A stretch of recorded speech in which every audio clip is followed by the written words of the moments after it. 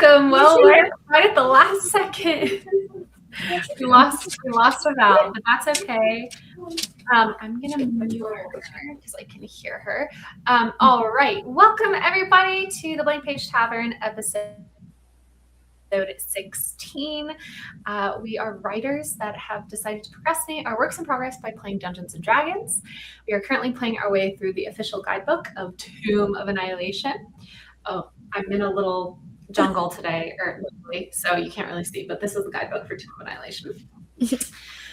But before we get into the game today, I'm going to ask our players to introduce yourselves, and your characters, and since we are in a tavern, let us know what you are drinking today.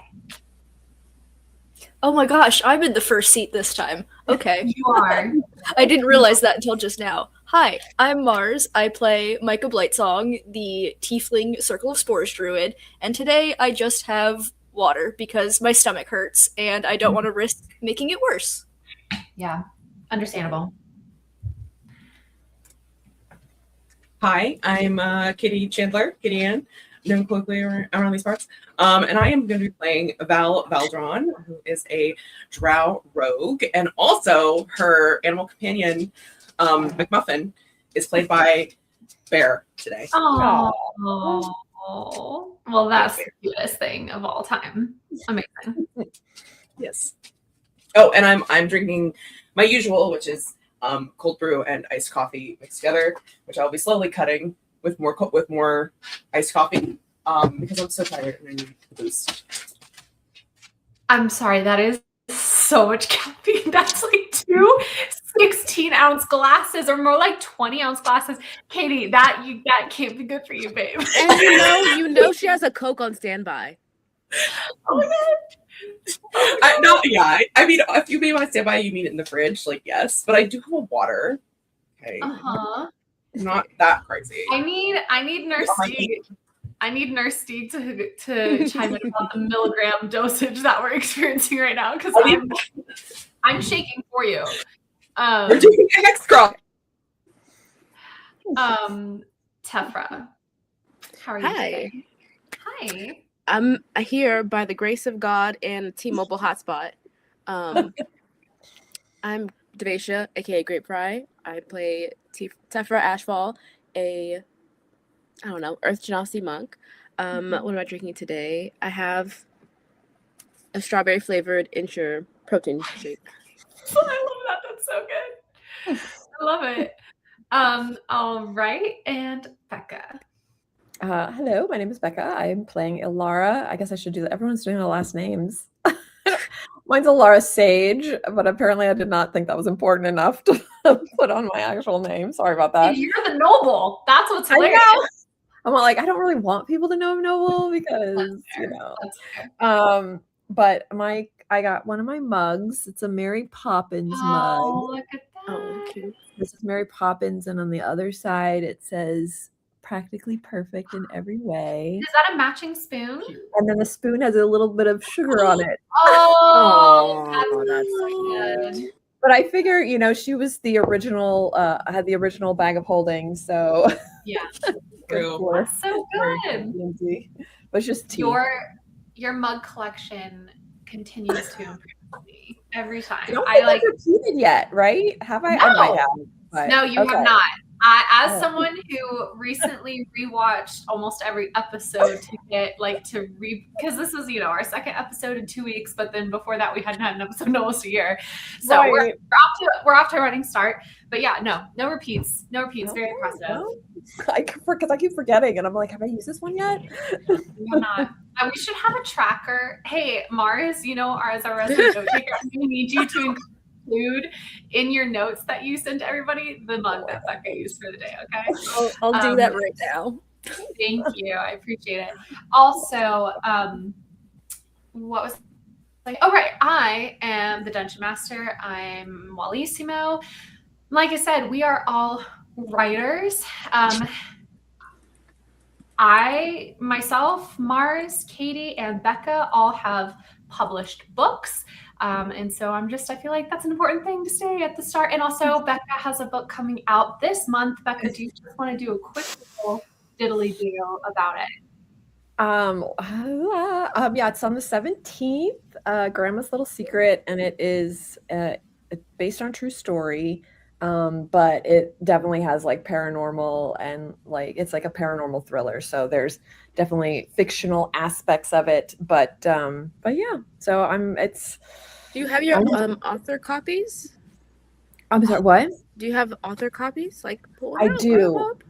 I know they're right. You see it in the background. There it is. Oh my On gosh! the top shelf. Right next to Katie's book. Well, no, actually, mine. No. It's right there. It's above. It's between the dream guy here, and then yours. Oh, there we go. It's right next to Geraldine's Okay, alley. I see it. Got I it. see it. I see it. I agree. Becca, come on. Can you? No, okay, like I think I have a copy of it. You have to have one on the desk to show at all times. It's true. Amazing. Look at that, Becca. Gruesome cover, but then underneath. Oh my god. The Oh my gosh. Beautiful. It's incredible. That is incredible. Obsessed. That is amazing. Well, thank you. Yeah, everybody. I need to start putting pre-order links and like order links. I really should. I have everybody's channels in the description, but if you guys send me the links to your books that you want promoted on the Blank Page Tavern in the description, just send those to me and I will start posting them in our like standard description. And also, this is a new thing I started doing. If you go down into the description of today's video, there is last week's recap, which I will also be reading at the top of the session. So you'll get it in two places. But that way, for anybody who doesn't want to watch all the episodes, they can just go through and read the recaps really quickly and then catch up with us. All right. Genius. So first of all, thank you, Katie Ann. I was very amused by the thumbnail, and now that I have your character art, it's just every time I'm just all the thumbnails bring me fun little jokes within the context of what Canva provides. It's not AI. All right. Mom says I'm hosting at my house in 20 minutes, but we'll be with you guys in spirit. Wishing you all the nat 20s. Author says God gives her biggest battle to her strongest soldiers, so this shall be interesting doing edits along with watching this. Thanks for hanging out with us, Steve. Nick Muffin, the best, most delicious companion. Also, Malin, I need to know what you're hosting. Like, what level of hostessing is this? And then we are going to start playing D&D, I promise. But I'm myself. Are you cooking? Are you serving food? Is there a signature mocktail for the night? Like, what's the activity? Are we playing games? Are we watching TV? Like, give me the vibes. What does a girly pop in London do as a hostess? Steve says, Katie, why am I so anxious? Also, Katie, I love my 15 glasses of dairy caffeine. Laura is like, Cher. She doesn't need no last name. Yeah. I take meds for that. So when I was posting my daily challenge, Steve very kindly commented. He was like, hey, I notice every morning you take your anxiety medicine with caffeine, and I don't recommend doing that. So, it's good to have a nurse on hand. No last name like Beyonce. Thank mistress. And somebody posted the order link for Maxie Smith. Thank you. Look at her. Oh my God, the bicycle. It is a bicycle. It was a yeah, sorry. bicycle. Yes, Colin. Yes. Love the guest channel section. I know. The idea is that you and Malin eventually, Steve, are going to be able to make your way on here 2 years later. Can you believe it? Oh, well, I was having my brother and nephew making crepes for my birthday, which is tomorrow. Oh, tis but a small gathering. Hello, happy birthday. Yes. It's not just like it's tomorrow. It's in a few hours for you because you're in London. All right, everybody. Are we ready to do this? Let's go. Yeah. All right. Let me just make sure that oh, okay. I'm gonna have to. Who does anybody have the YouTube video up? Yeah. I do. Val, do you want to read the description? Because I have my actual notes from last time. I adjusted it for cinematic purposes a little bit, and okay. just not to be overly wordy in the description. Do you want to read the recap of last week's episode since you have it open? Sure. Let me put on my best announcer voice, or Oh my gosh, you so sound like you still have COVID, babe. Are you okay? I do in fact still have COVID. but we got this. We got this. It gives you a nice little rasp, you know? Makes it It sexy. does. I feel like this is Val's real voice, you know? That Ooh, you're right. Yeah. the underdark kind of, you know, just Yeah. Okay, here we go. In last week's adventure, our party spent a good amount of time in the 15th day traveling back to the outskirts of the city. Outskirts? Yep. Of the city of Port Nayanzaru, while meticulously planning the retrieval of a canoe so that they might traverse the interior of Chult more quickly. Alara and Val had some difficulty staying on. Hey, we did not. That's easy. That's rude. Who wrote this? Task, once they made it to the marketplace, getting distracted by the sights and sounds of the city after so many days in the jungle. But ultimately, they came across a friendly half-orc merchant named Brian. They traded 3 extra special edition romance novels for a decent canoe that could hold their party, as well as some extra rations and fishing rods. After acquiring the canoe, the two headed out of the city and met up with the other members of the party, all loaded into the water and began rowing south along the Shoen Star River. I'm so sorry. I'm so sorry. I was just Well, it's just like, that was so bad for ending. Oh my god. It's like the Oscars. Done. Done. I saw a picture of water with trees, and I was like, oh, they're on a river right now. I'm gonna switch the background, but it was a video. I'm so sorry, buddy. You guys. I'm like, okay, enough. I'm so sorry. Katie, you've been doing great. You're doing great, sweetie. Keep going. I'm so sorry. Social Star River. The Shoen Star River. Their first day 16 of the campaign, along this river passed mainly without incident, other than a few curious swarms of piranha-like fish called quippers. When they set up camp, all seemed normal until Lara noticed a rustling and croaking within the grass. The party was set upon by a group of roaming grungs who made quick work of the evil little frogs. They were able to get a long rest and prepare for another day in the canoe, another day in the jungle of Chult, another day passing for everyone affected by the death curse. Dun dun dun. Oh, amazing. Thank you, Katie. Awesome. Okay, so we are still in the midst of the hex crawl. And you know, this is, I'm just gonna say, as I always say right at the top, to remind you guys that while we're doing hex crawl stuff, everything is fully randomized, so that there are going to be some things, depending on your roles, where it's going to be a group of grungs that you guys are going to be able to take out quickly. But as it was a few sessions ago, it could be a T-Rex. So always be wary. I have not balanced these random rolls, right? There are certain encounters that you guys will do that are balanced. They're with the book and planned and stuff. But while we're doing the hex crawl, not balanced. It's just whatever comes. Okay, so just be aware. And I'm going to go ahead for ease of visualization. I wish there was a way I could make the window itself bigger, but is there a way I can edit this? How about this? You guys role play waking up on day 17 for a little bit. You know, it's going to be a morning. You guys are breaking down camp. Val, it's been 3 weeks since you guys have been sent on this mission, and you still are on, like, you know, kind of close to Port Nayanzaru even. So, and also you disappeared for a few days, and also Alara, you really freaking hate Echo, your guide, who's been helping you go through the jungle and stuff like that. So just have yourself some breakfast. Micah, make sure you cast your create water spell. Mm-hmm. And if you don't mind just doing some RP while I try and see if I can make oh, no, that wasn't what I meant. That's not what I meant at all. Doing great. Bye, Molly. Also, I love this. Probably be an unreliable narrator, a la good stuff. That is so good.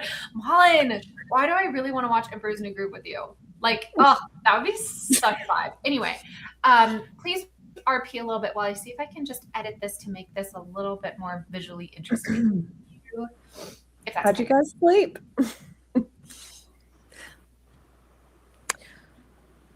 Wait, did we go back to sleep after the frogs? You did. Yeah, I think we took a long rest. We did our long rest. I got my points back. I almost died from a frog. Speaking of which, I had a horrible nightmare that I actually am going to die by frog. Oh, Like how'd they Becca? kill you? Like No, like Oh. Lara. I'm sorry. Yeah, I guess I did that really I thought about Becca realistically. too. I was like, oh my god. Not the grungs coming to get you in real life.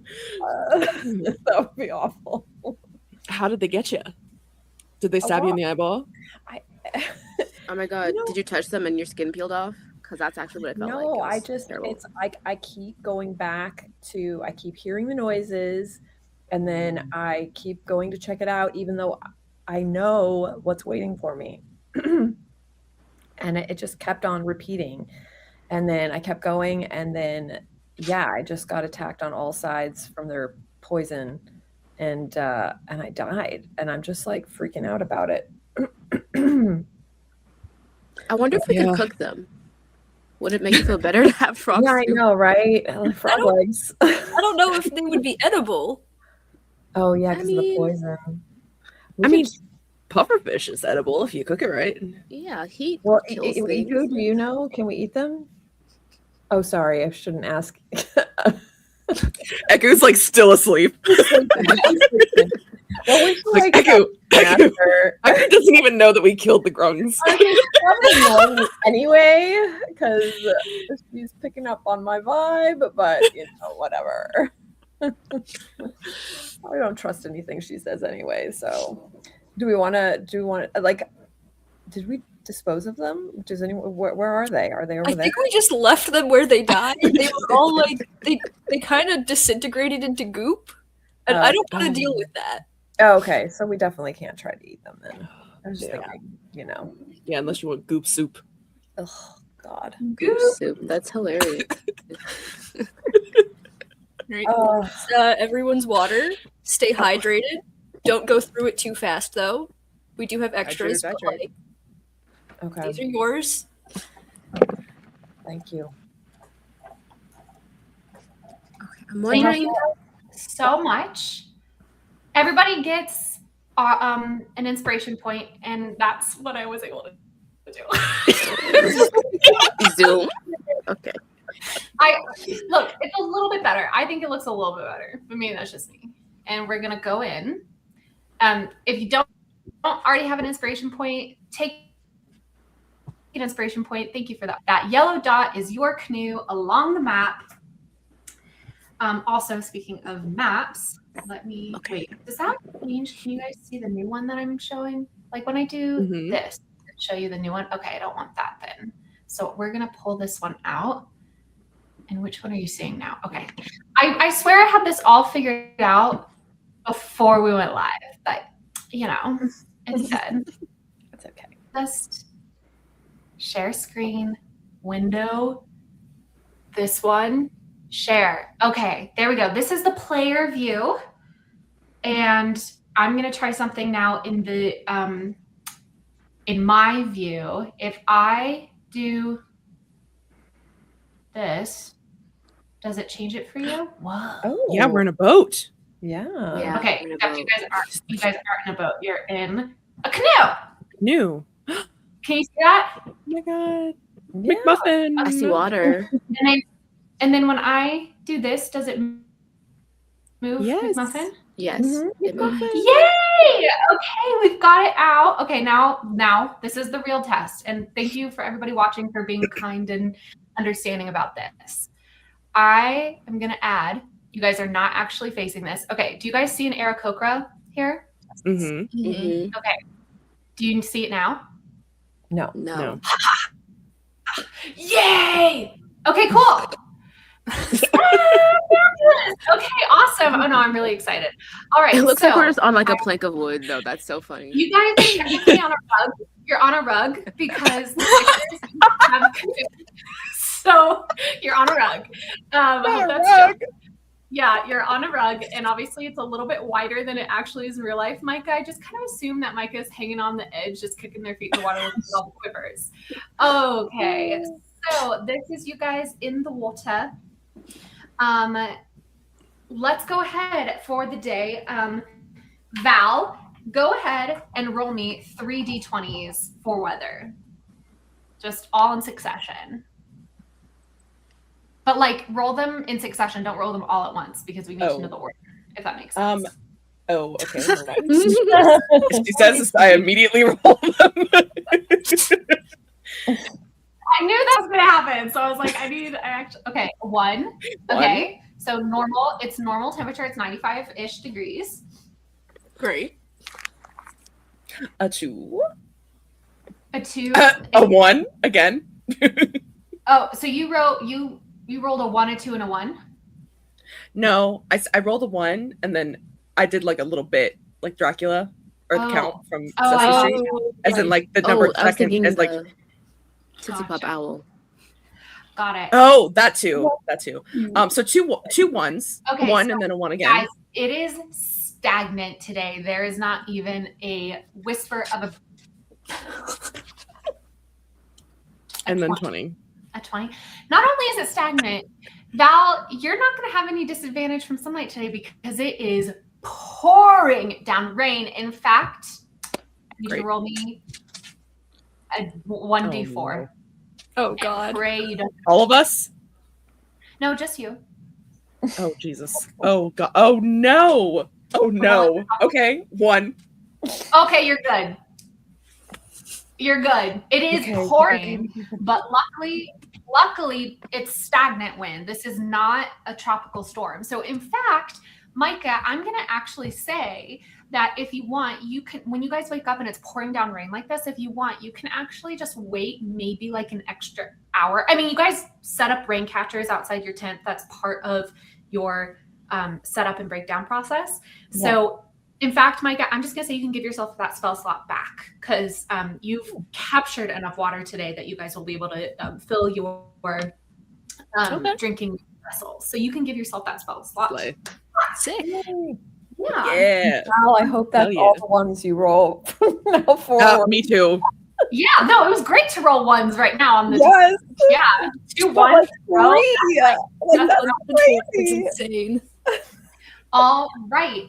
Now let's just do it quick because it's a hex crawl. We don't want to take up too much time. We want to get to the action and to the adventure. So I'm assuming you guys are going to go. Do you want to go at a normal pace, which would get you down 2 hexes today in the canoe, or do you want to push a little bit and that would get you 3 hexes in the canoe? But also risk just 1 roll for exhaustion for the day, not several, like we sometimes have to do when you're pushing yourself in the jungle. Well, because it's raining so hard, do you guys just want to go at a regular pace just to be safe? Yeah. Yeah, that's all right. Might be a little more treacherous, so that makes sense. Okay. All right. So going at a normal pace, Micah, Tefra, Alara, please individually roll me d20s. We're rolling for potential encounters as you go through the jungles of Chult. Let me see if there's any. I got a 20. Okay, Micah. Nice. Okay. Only 1s and 20s today. I got a 2. Wow. Oh my goodness, you guys. 19. What? This is crazy. This is ridiculous, Rose. Okay. Well, that's fun. Fun way to start off the session. Okay, give me a second. First of all, where's the soundboard? I'm trying to see. I need to add like crickets or something, like the sound of a jungle. There's nothing. There's just Scream Man. Sounds like you guys all feel internally. Just deep in the jungle. Okay. So we've rolled. I've realized now that my little square affects the players, and you guys can't see on the screen the rolls. I know you guys can all see the rolls on D&D Beyond, but can I edit this? Oh, whatever. We're just gonna say the rolls out. We're just gonna say the rolls out loud, and people are just gonna have to trust that I'm telling the truth, and then I'll edit it so I'm a little bit more in the middle, so those don't get affected. But anyway, so we're having some encounters. So you guys are making your way downtown, paddling past. Faces past, and you're not homebound, you're soulmonger bound, and it's pouring down rain. It's hard to see. The jungle is misty, and there's actually a lot of noise in terms of like fauna and wildlife. And we're on a river. So who wants to roll me a D100? You guys have all rolled for the day. So why is Alara a little bit bigger than everybody else? Oh well, Becca, you're special.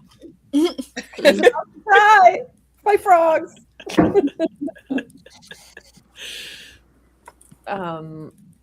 Where is the D100? Is it? That's a great question. Is it It's in the not middle there, Above the only have- D8, below the Yeah. D10. which is a weird place to put it. Why is it Exactly. not? That's so odd. Why is it not above the D20? Does someone want to roll it, or do you want me to roll it, or? Yeah, Becca, Roll go it. ahead and give it a Okay. roll. See how Alara's rolls are. 60. A 60 in the river.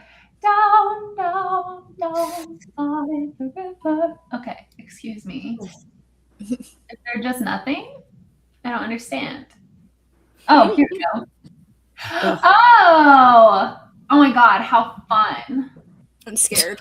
I love this game. But is it just one? That's the question. Is it You're just asking one? us. We don't know.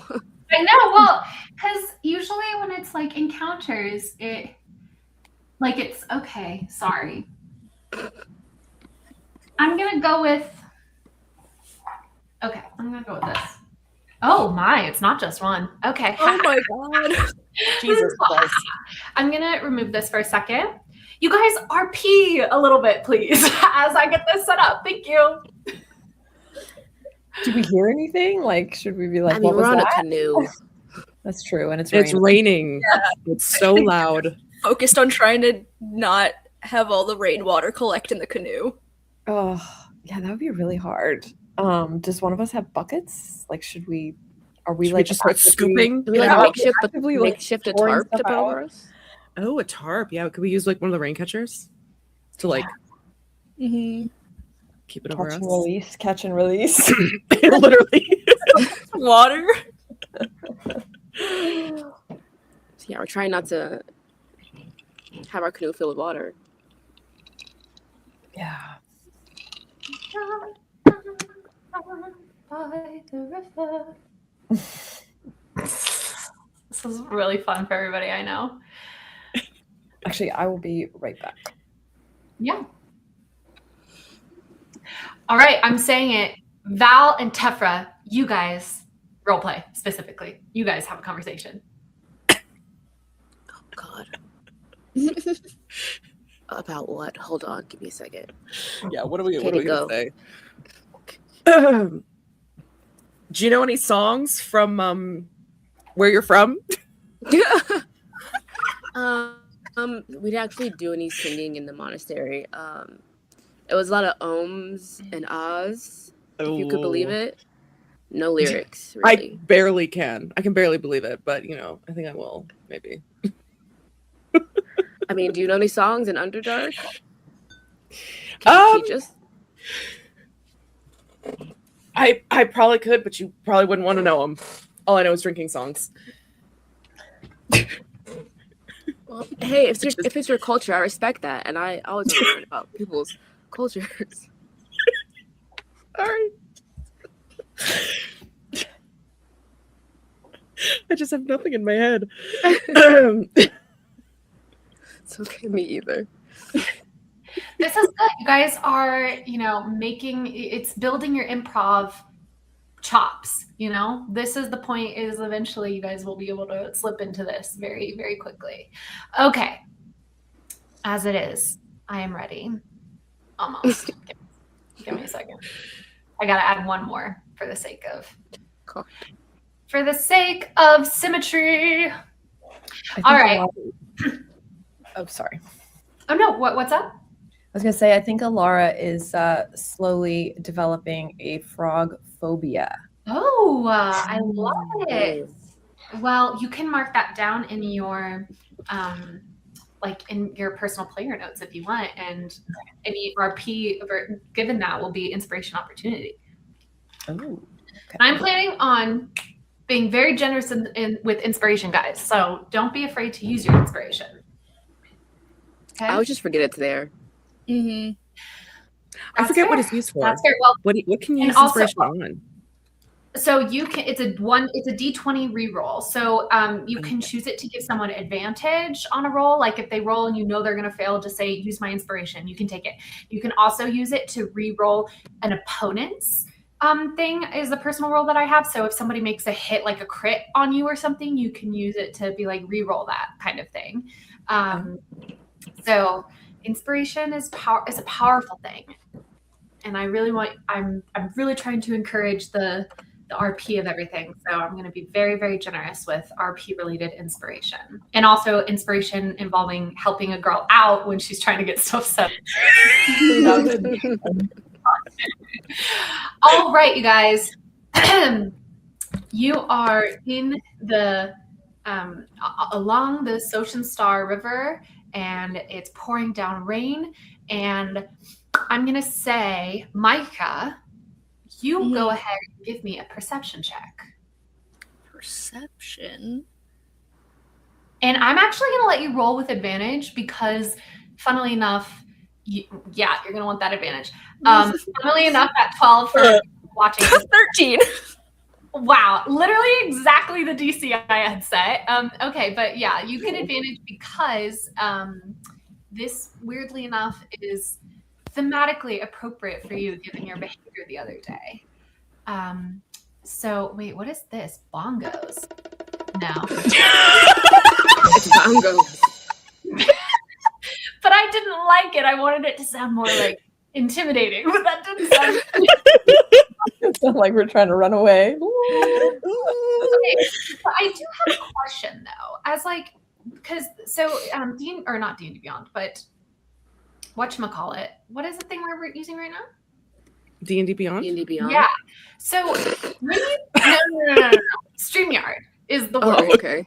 Sorry. Okay. StreamYard has this background music option, but when I used to play the background music while I was simming, it would mess up my voice and like my the mic. So I'm gonna play this, and then we're all gonna talk for a little bit to vibe, because I do like the idea of there being some form of music playing while we are in combat. Okay, is that chill with people to just like check that out first? Again, this is also let's do it. backstage, but whatever. I'm gonna go with. I don't want to go with feeding the ducks. Let's go with. That's not. I'm gonna make it quieter first of all. Mm-hmm. How does? First of all, can you hear it? Yes. Can you hear it? And secondly, does it mess up my mic? Can you still hear me? Yeah, Yeah. still hear I can you. still hear you. You can still Let me hear me? check. Can I still But hear let me all of check you? on Oh YouTube, yeah, because remember, like we were fine in StreamYard, but on YouTube. So Oh, right. that's true. That's true. Everybody in the comments, we've got music playing, and it's very calming music. I will try and find if I can upload like battle music later. But for now, we're gonna play this at 29. Let us know if it's too loud, not loud enough, or if it's messing with. Right. okay, All it right. sounds okay on YouTube. Okay. All right, then we're gonna keep these good vibes rolling. All right, Micah. There's a calming little tune playing in your head.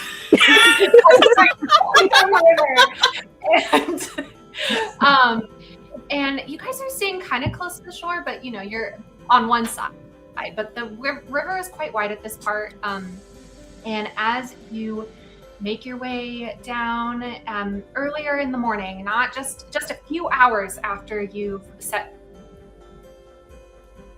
your course for the day, you notice within the water that there are dark shapes beneath the surface, and they do seem to be kind of approaching the boat. Are they larger than the Quippers? Indeed they are.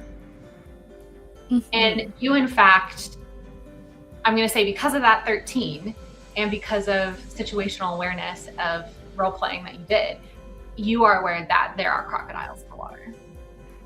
Oh. Hey guys. I like how your O is like, oh, I'm excited. Yeah, Mike is definitely excited, even though they know that not everyone would be. Hey guys, let's just be aware there are some crocodiles.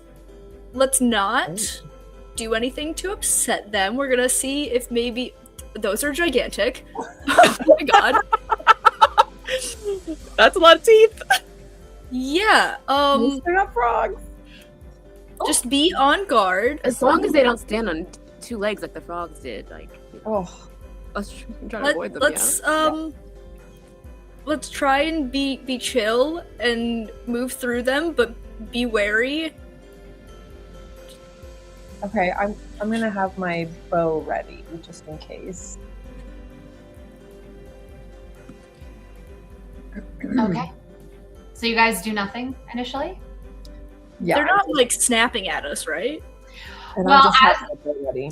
As you guys all just kind of ready for yourself for these crocodiles, when I move this crocodile, can you first of all see the crocodiles that I have unhid? Yes. Yes, there's two. Unhid. Fantastic. Yep. Great. You do see one, like as you kind of are aware of them, you see they begin to like just go underneath and beside the boat, and the ridges of their back peeking out through the water and then dipping beneath it. Okay, so I'm following the one, I guess, on below. Below. With my arrow just to be safe. Okay. All right. Anybody else? Micah? Where did it go? I'm gonna prep with my special mushroom wild shape that I do that just kind of gives me a little bit of a buff. I love it. You want So I to get explain what that means? temporary HP and a bonus to when I hit things. What does that look like for you when Micah wild shapes into this mushroom thing? So Micah's always got like mushrooms hanging around, kind of just falling out of their pocket, maybe like tucked into their scarf a little bit, just to be there. But this, you see, kind of like grows out of the little creases in their armor and all along their staff. It kind of just like sprouts. Maybe some like moss grows along their horn, and it's not anything big or flashy, but they definitely look like they just crawled out of a shrub. Micah looks like they crawl out of a shrub. Yeah, just I a love little bit more foliage and everything around. I love it. Awesome. All right, Micah, as you do that, as these kind of mushrooms and shrub like materials erupt from your skin and around you, and as Alara follows the one nearest the shore with her bow, the one on the opposite side kind of shoulder checks the boat. And kind of, gives it a shoulder check. And you guys all kind of tip a little bit as the boat rocks in the water from that check by the reptile.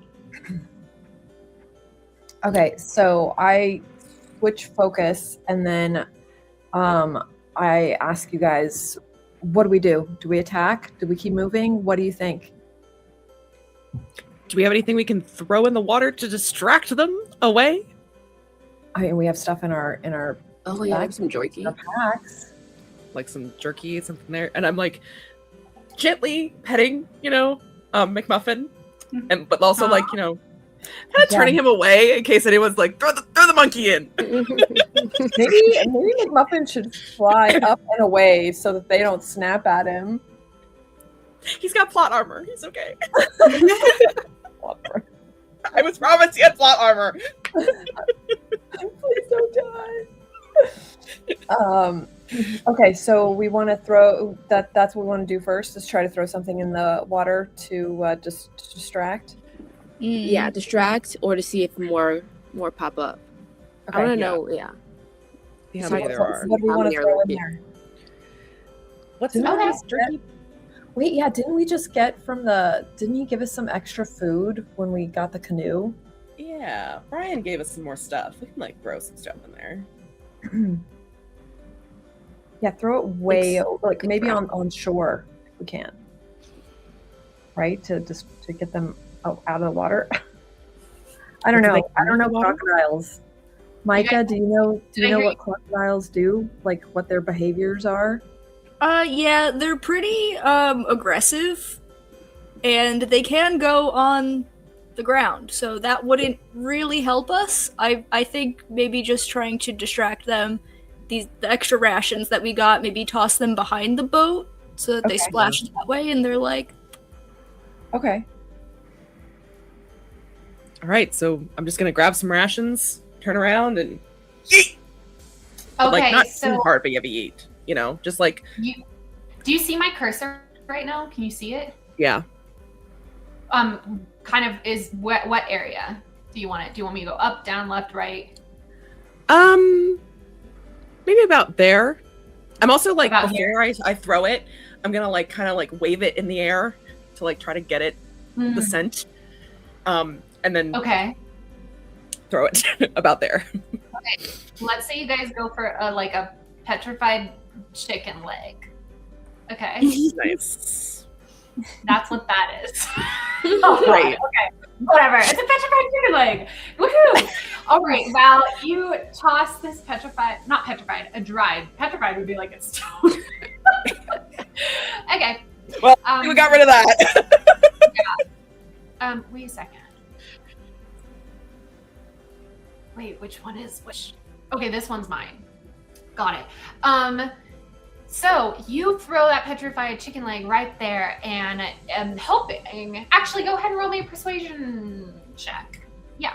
Okay. Or no, animal handling. Duh. Okay. Good. Great. Thank you for changing. Hi. Okay. So you notice that this so funny. Oh, did you use your inspiration? Wait, what just happened? She was glad that she didn't have to do persuasion because she rolled a 5, and then she did animal handling and she rolled a 5. That is funny. That's really funny. Amazing. Okay. I'm gonna use one of my lucks and redo that. Okay, fair enough. Actually, where's my luck at? Hold on. Hello. Sorry, I just want to make sure I click this off. Hello. Sorry, so sorry. Oh, there. Nope. Yep. Yeah. There we go. Lucky. Let's try that again. Okay. Awesome. 6. Didn't help. That's so funny. Crocodiles do not like you. I am really mad that my my camera slot is blocking these because the comedic rolls here are fantastic. That was a 6. All right, so you wave this chicken leg, that's kind of a jerky chicken leg, around, and you kind of get the sense that these two crocodiles are not particularly interested in this tiny thing when there is a boat full of bigger things available, but still you throw it into the water in the hopes that they'll go for it, and unfortunately they don't. However, this one does. And a third crocodile appears and munches down and then starts following the boat. Should we do that again to see how many we got going on? So I feel like that may not be the only crocodile that's there. I think we could just try and push past them. Okay. Ooh, should we speed up? Oh, but then they might think that's a hunt, though. You know, predators not wanting. So I'm going like to how you say just at instant this filter. point, there's been enough discussion around food has now gone in the water. Yeah. This crocodile is going to come up. We're going to, this thing has been eaten. Hey, are you going to make me do this? Really? Hold on. Draw, delete, clear all. So the chicken is gone. And this crocodile is going to come up now. It's been fed a little bit and it wants even more, and it's going to actually start attacking the boat. So Okay. Oh no, not the canoe. So since I have my bow ready, would I be able to take a shot at him? yes, I'm going to say as it starts charging for the boat as it starts swimming closer and closer. You know, Alara, because it's tough. You know what? It and you are gonna roll 2 separate initiative things because you've been holding off, right? So this roll is to see if you can kind of instinctually understand that its intentions are to actually attack the boat rather than just follow in the same way that the other 2 are, because you haven't made any move to attack the other 2 for following danger. So that's just what these 2 rolls are. Okay. So that is its initiative. And everybody else go ahead and roll the initiative as well, just to have it be at least that we have an order to go. Okay. And wait, hold on, not yet. Sorry, let me run the encounter. Okay, now there we go. Okay. Wow, everybody rolled initiative, and I got it. Fantastic. Okay, this one rolled a disc. Oh God, do I have to roll for all of them? Oh, otherwise it's gonna auto roll, or can I auto roll and then? Okay. Oh, wow, this is amazing. Okay.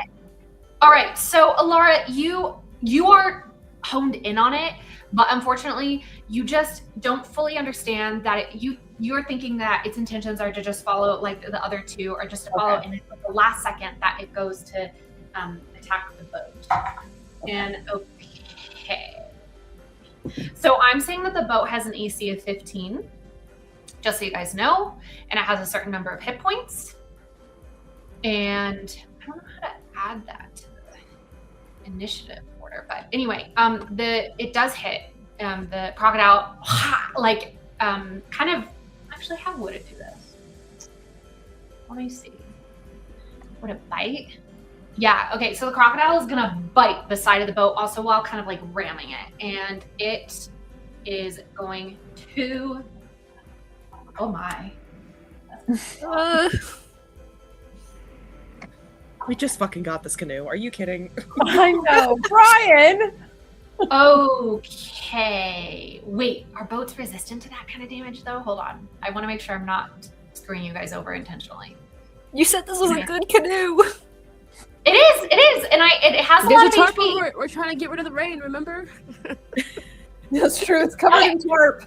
It's true. We did RP that. Wait, what did you RP? Sorry. We RP that it's covered in tarp because we were afraid that the rain was going to Fill it? to sink it. We were doing a catch the rain and release, catch the rain and release. Oh, so you guys are like a makeshift kayak situation where you like put holes in the tarp and stuff. Okay. Yeah. Okay. I'll go ahead and give the tarp. It gives a scooch more HP to the boat. Can we have a little choke on the tarp? I mean, okay. So you guys, you're like kind of just aware of these crocodiles, and then one, spurred on by the taste of meat, dried as it was, comes in for the back tail of the boat and takes a snapping chunk out of the back of the boat. And now it's at the top of the boat. It's not taking chunks out of the bottom yet. Yet being the operative word, but you are realizing now that together, together, these crocodiles could make relatively quick work of your vessel if action is not taken. We got to get on land. Yeah, that's my thought too. I think we have a better chance of fighting this and also saving the canoe that we just bought. And also not drowning. And also drowning. Also not drowning. So should we try to maneuver? I can maybe hit one with my bow and to try and distract them enough to get us to shore, or no? Yeah, so we're closer to water on the one side. So if we can excuse me, if we can get that one crocodile out of the way, we can probably turn onto the land better. So let's focus on that crocodile then. And I can also pull out my bow. I have a crossbow. I've got a short bow. I can also just start whacking them. Yeah. Stab him in the eye. Maybe stab him in the eye, but I got my bow out, so unfortunately I can't get my dagger out. You can. That's well, I fine. figure but it's a long bow, so I think it's like two-handed. So I have to pick, like it's either daggers or the bow, but I Oh, already I see. established. Sorry, I've been playing so much BG3. I'm like, you can switch between the two. No. That's BG3 rolls. That's BG3 rolls. All right. Okay, okay. That crocodile has gone, and it has done a certain amount of damage to the boat. Then the next crocodile is going. Where's C? Yeah, I was thinking that. I hate this. I hate that we skip a letter. We don't know where C is. What if there's an E and an F too? Or this could be an intimidation tactic, and there is no crocodile scene. As long as there's no frogs, I'm okay. The next crocodile is gonna go, and it's also gonna make an attack on the boat. And it rolls a 15 plus. Okay, it hits. So let's go ahead. You guys are, wow, it's a good thing this boat is resistant. Okay, so that, wow, I need to start writing this down. I'm not gonna be able to remember how much damage the boat is taking. God damn it. So we got all low rolls for initiative. Is that what happened? Correct. Everybody got, yeah, I think the highest roll was Micah with an 11, and everybody else got I got a 10. I was pretty low, so. yeah, and the crocodiles rolled pretty well. Okay, so How can they roll well? They don't have hands. Roll with their teeth. Oh, Crocodiles have hands. Wait, Micah, can you turn into one? Or no? they do have hands. Could, but then I would lose the buff that I gave myself. Oh, yeah. I feel like being a person shape would be better for maneuvering the canoe onto. Yeah, probably. Okay. So I just want to see like a Micah crocodile fight, you know? I want to see a Okay. T-Rex crocodile fight. Could that happen? Ooh, that'd be- Pick me now. Amazing. Okay, so this crocodile takes another snap on its side of the boat. Again, they're not doing major damage to the bottom of the boat. You're not taking on water, but you can tell that they are just like, they're pulling away at it. This one is less damage. Like it's a smaller bite, planks of wood at the top of the canoe kind of crack part, but it's doing okay for the most part. But yeah, okay. Then the next crocodile is gonna go, No, these crocodiles. which is Crocodile B. And it's gonna do the same. This is all kind of happening all at once. Basically, as soon as Crocodile D comes up from the bottom and takes its bite, basically from our ping perspective, they're like coordinated, and A and B also go. Okay. But B is a little dum-dum, and so it kind of is mad that Crocodile D got to eat chicken and it didn't, and so it kind of just like smashes its face into the boat but doesn't actually bite down. And you guys are like haha, and then all of a sudden Crocodile C No. Oh. Crocodile C comes up, and it's going to swim a bit, 5, 10, 15, 20, 25. And it's not eating McMuffin. It's just in the area the McMuffin is. And it's kind of coming up to this upper side and also taking a swipe on the boat. And that hits, almost a crit, but not quite. And it's going to do barely any damage whatsoever. Just That's enough. great. It just splinters the top of the boat, just ever so slightly. How much do I add? +2? Okay, so it takes like 1 damage. Okay, your boat has taken some hits.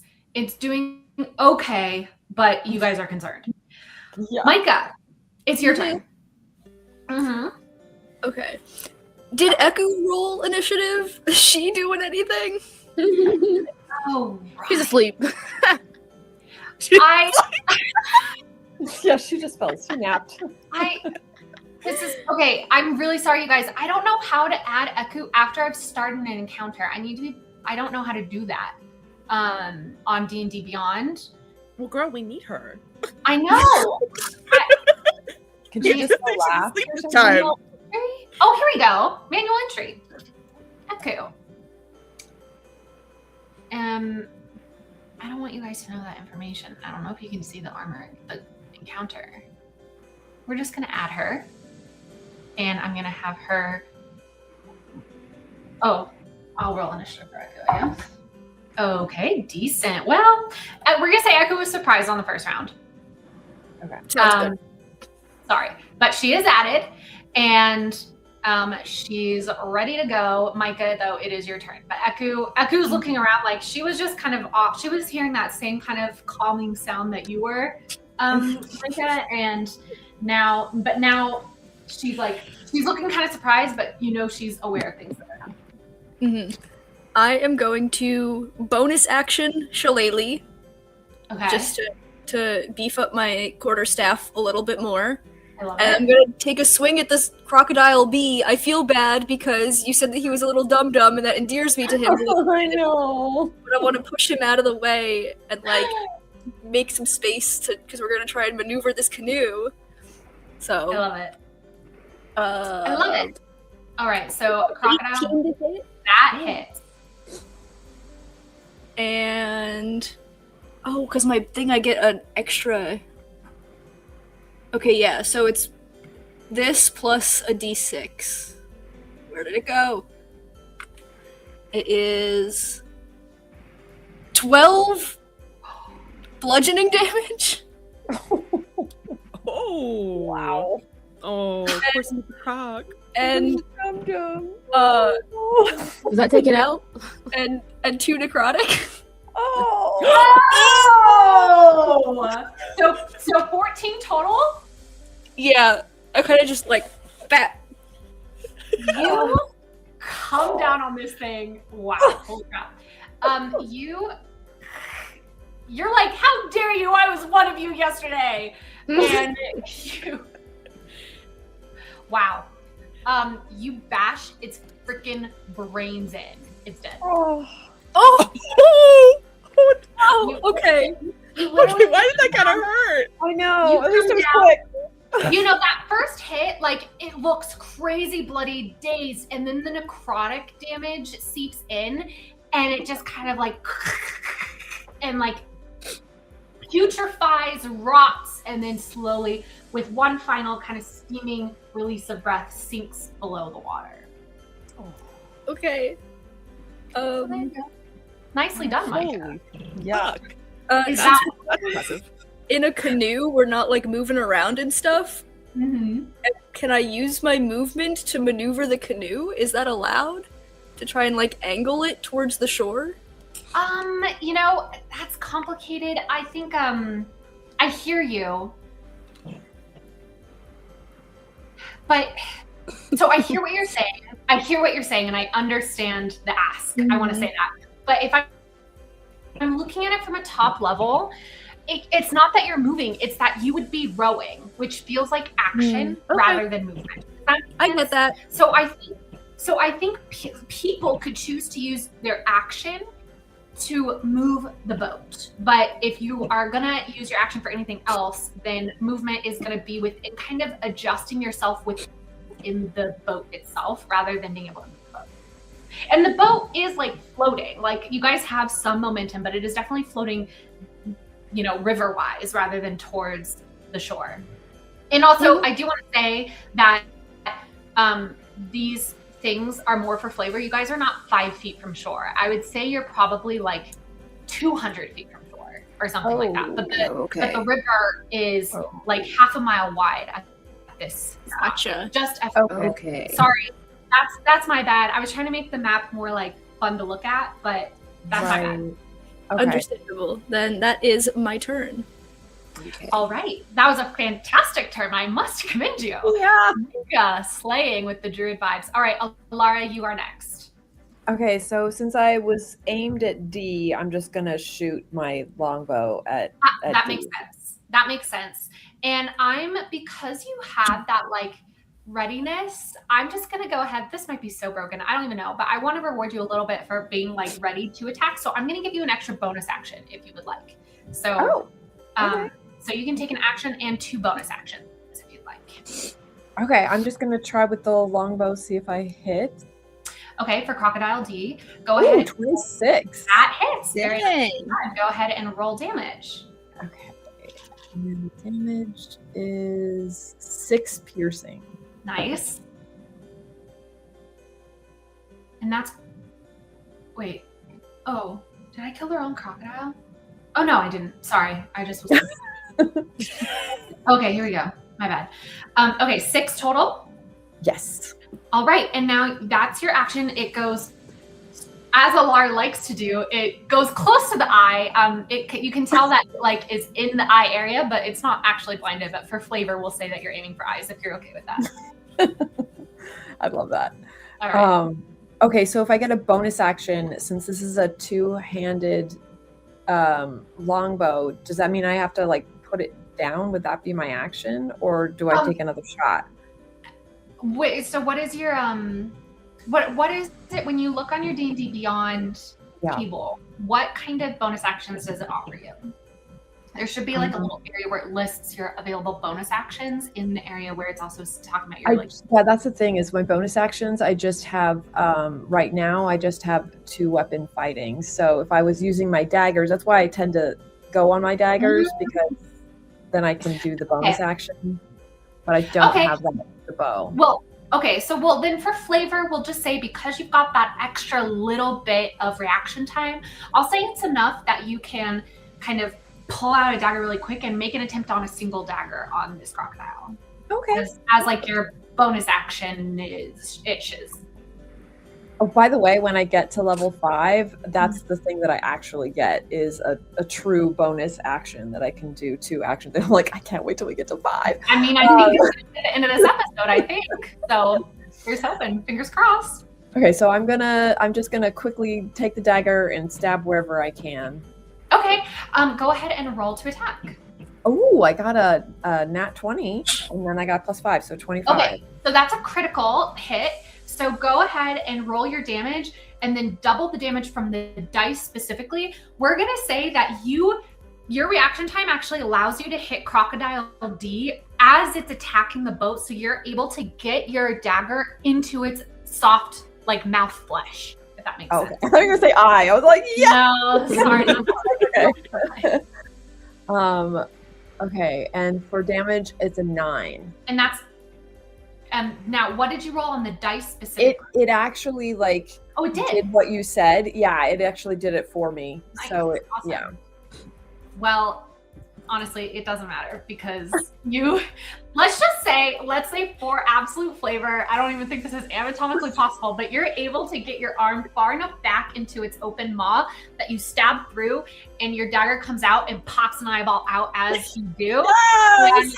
And you kind of bring out the dagger, and this crocodile also with a mournful groan that the last thing it ever ate was stupid dried chicken. Also slowly sinks beneath the water. And why do I kind of like these guys? I know. You don't have too much personality. I'm sorry. I'm sorry. So cute. You guys have no way of knowing. You guys have no way of knowing. I'm just adding random BS. No, I love it. It's so good. These are evil crocodiles. But if you guys were children, they would also eat you as well. Like, they are okay. You don't need to be too. That doesn't make me like them any less. You kick children into wells, so and wow, that's you're so both drow besties. of So you. That is such drow behavior of you. Okay, Tefra, my dear, it is your turn. I would like to take my action to row us away. Okay. Yeah. Yeah, so I'll say with the rowing, you can get with like you start rowing as soon as we'll say just for flavor, you're trying to maneuver before the action even really begins. So we'll say I'm gonna zoom out a little bit because sorry, you guys are seeing the now. Wait, are you seeing that? Oh no, that's on the wrong page. You're gonna see a little bit the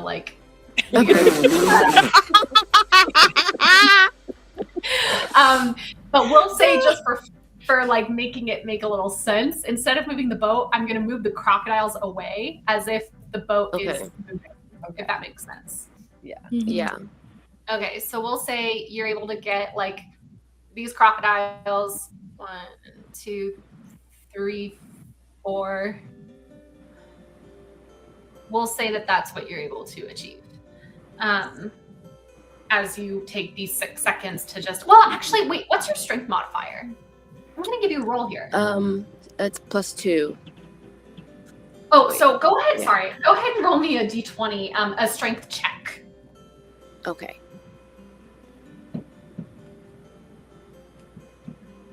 I think the music's nice. That's actually. an 8.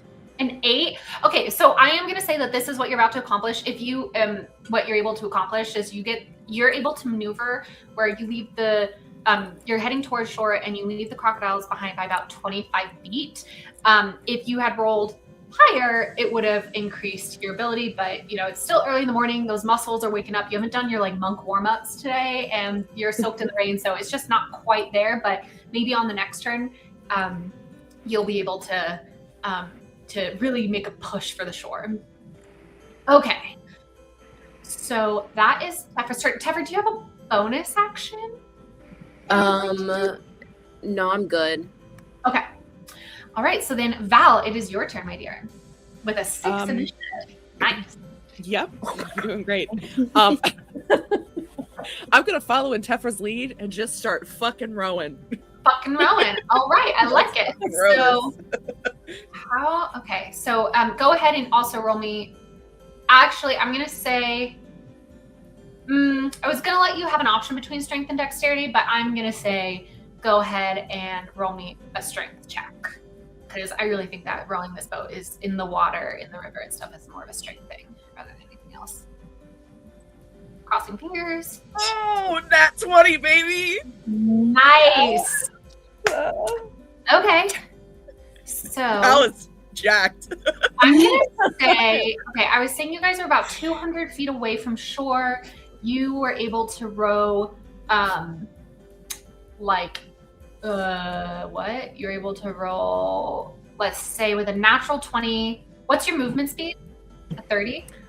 Yes, 30.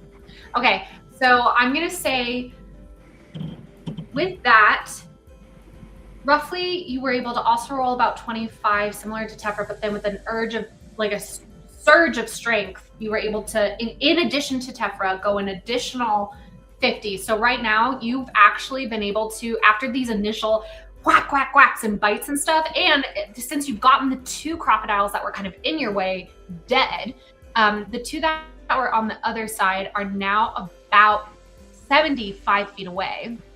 Whoa. So they're quite far. How close are you to the shore? Like 100 feet? About 125. Also, I'm pretty sure I'm doing this math wrong. Like, it seems like you guys are moving way too fast, but whatever. We're just gonna go with it. In 6 seconds, you guys are able to move this boat 75 feet. Amazing. and truly incredible. You should try out for the Harvard crew team, for real. All right, so that is Val's turn. Okay, the next turn is going to be... Wait, you're dead. Oh, okay. Eku is going to aid in the rowing. Unfortunately... Wait, what is her strength? Because that wasn't terrible. Oh, but she's not strong at all. Okay. So she's able to get you guys another 25 feet. So now you are comfortably about 100 feet away from the crocodiles and about 100 feet away, you little yacht, from shore. Okay, so that's Eku's turn. And now it's the crocodile's turn. So let me just check there. Okay. So it's going to try and, I mean, these crocodiles are going to try and catch up with you. Oh, hey, they're going to make this noise. Oh, no. Screaming man. Absolutely.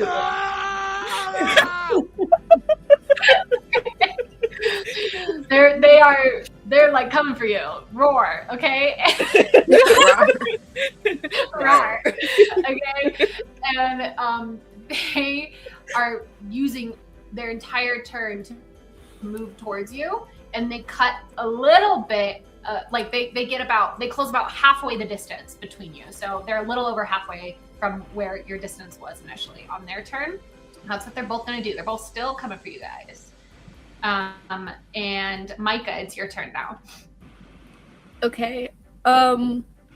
Rather than getting onto land, I feel like we're a safe enough distance away that we can keep pushing forward at this fast pace, if that's okay with you guys. Absolutely.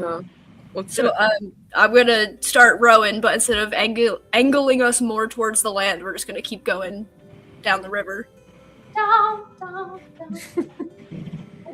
Sorry, I've been playing so much Baldur's Gate 3, you guys. You don't understand. And now we'll all have that song stuck in our head Yeah, for the I know. rest of the day. Okay, so at this point, given... Is this the moment where we can do the team tactics thing? Because this seems like a thing we could set up for future occurrences, you know? Oh, like a code word for getting out of that. Yeah, absolutely. Go for it. Set up a team I have a tactic. list of our other ones too. I do as well. What are the other ones? Let me look it up. Tactics.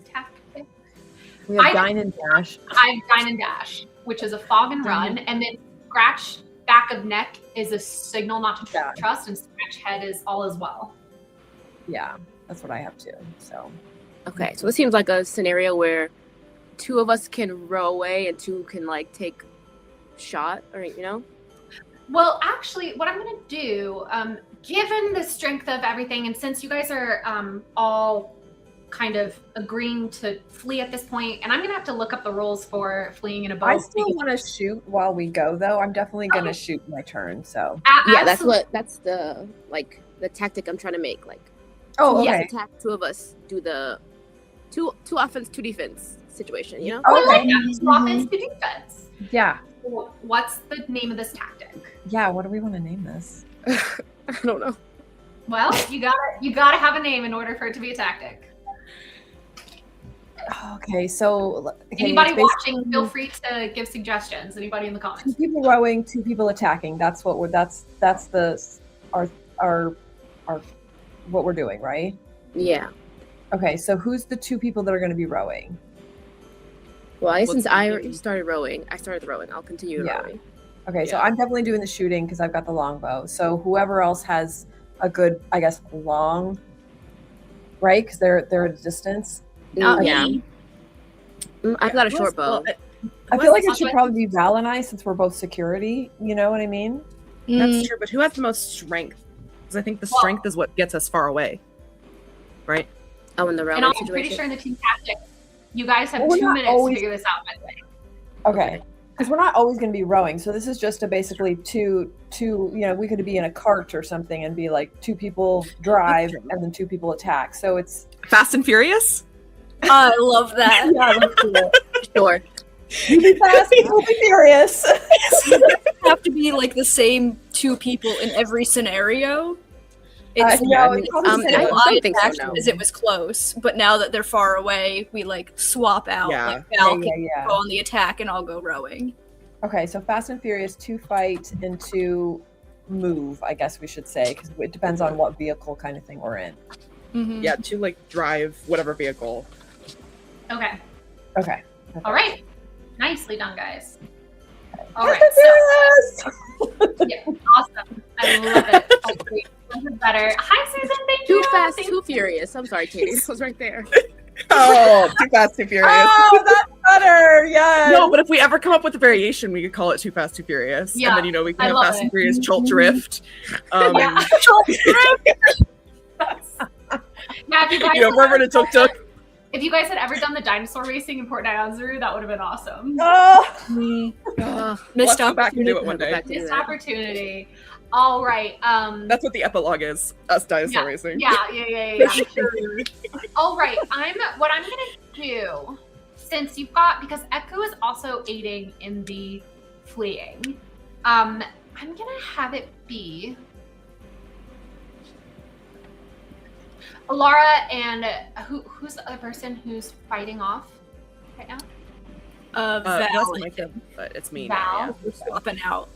Guys, I don't even think we need to roll for this because your general speed of the boat, and this feels wrong, but we're just gonna go for it because I didn't look it up beforehand. But yeah, you guys are 4-5, including Eku, like decent level adventurers. These, you guys are just Alara, you're getting shots off. So Alara, go ahead and roll me. Alara and Val, are you guys both shooting arrows? Is that your form of attack? Yeah. And what is your range for those arrows before you have to start rolling with disadvantage? Mine is the range is 150 to 600. Ha ha ha ha. Rangers, man. Okay. Val, I'm gonna give you both basically because we're kind of in a semi-initiative right now because really the crocodiles are just using their movement to chase. You 3 of your people are fleeing. Oh my God! Hi, Lavender. Welcome. Hello. I'm starting from the beginning of the stream, but someday perhaps I'll catch up. Well, in case you get to this part, just know that, and I think I said this earlier too, we've got a recap below and in the description. So if you just want to be able to read recaps and then jump in, feel free to do so if you want to watch live. Okay. What do you mean by beginning of stream? You mean like by the very beginning? Like, Also, hi, Susan. Oh my gosh, hi. I said hi to Susan. I said hi. Oh, I just didn't know Susan's there. Fair enough. Fair enough. Well, yeah. Welcome to everybody watching. It's fun to have people with us. Okay. So what I'm going to do here, since we're in kind of this weird thing where you guys are gaining ground, is what I'm trying to say. Even as the crocodiles give chase, you guys are just going faster than them. But Alara and Val, you guys are both on offense. So I'm going to let Val, you get one shot, like one action, not like at normal, but then by the time you take your next action, you're far enough away where you're going to have to roll an attack at disadvantage. And Alara, I'm going to say you get 2 attacks as normal. So Val, why don't we go ahead and roll your first non-disadvantaged shot first? Oh, that's a 1. Okay, so you 6. well, and in combat, we're in combat. Go ahead and roll me a d20. Oh no. She shoots herself in the foot. You should have just said 6. Why'd you have to say the 1? Well, because it's true. That's flavor. I'm 15? A 15? Okay. You feel something happen in your bow as you're trying to get this off, and you're for a split second, you're really afraid the string is going to break and the bow is going to be destroyed. But the shot goes off, and it just, that distraction is enough to make the arrow fly like crazy, wrong direction, but nobody gets hurt. And your bow, you think is okay, but you might want to give it some attention later, just to make sure that everything is working fine. And Alara, why don't you go ahead and take a shot as well? Okay. 13. And which crocodile are you going for? Just A, I guess. A. All right, that hits. Go ahead and roll damage. Okay. 5. All right. And then again, we're going, you guys are gaining ground. You're now at about, I'm going to say 120 feet away from the crocodiles, even as they give chase. So Val, you can go ahead and roll, but you're going to be at disadvantage. And Alara, you can roll and just roll normal as you would. Okay.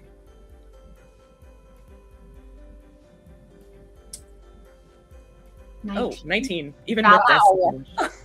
Val, that hits. And which crocodile are you going to go for? I'm going to go for A as well. Okay, go ahead and roll damage.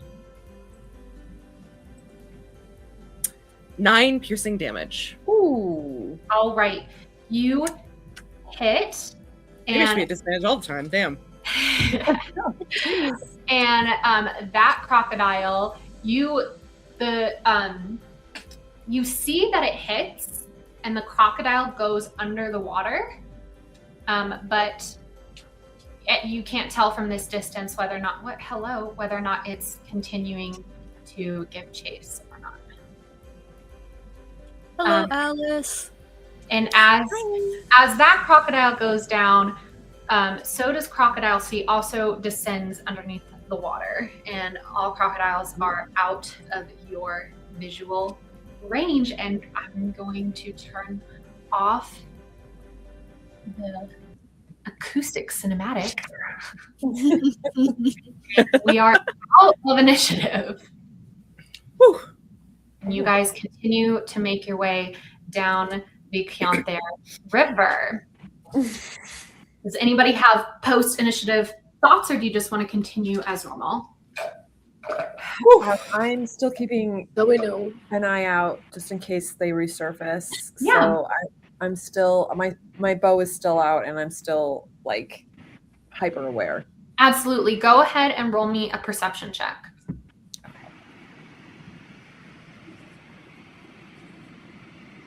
A 15. A 15. You watch and you see every few seconds through as you continue to row, there is rippling in the water. You think it might be that last crocodile, but after several minutes, it just gets farther and farther away, and you feel confident that you are outpacing it, and you're going to continue to keep watch, but you're pretty sure that it's going to give up the chase eventually. Okay. Very well so done. Let everybody know that too. Nice. All right. You guys. I would like to say that was your- for the next time, we should probably not feed the crocodiles. Now that I'm thinking about it, that was stupid. Listen, it was in the moment. We were doing the best we could. Yeah. Laura, swamp is your favorite terrain. You should have told us this. Don't feed the crocodiles. Do not feed the crocodile. You know, I blanked. So sorry. Also,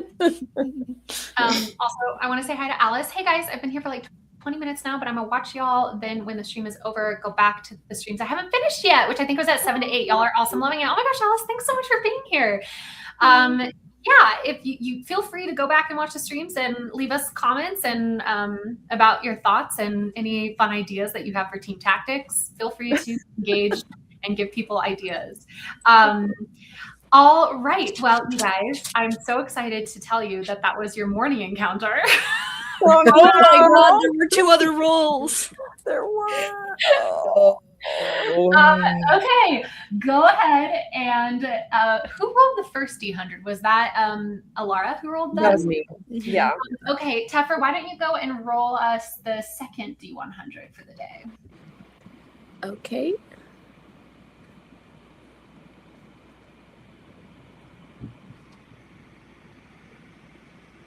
A 46. 46.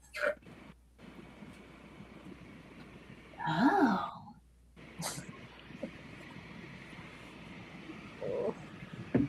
Interesting. Okay.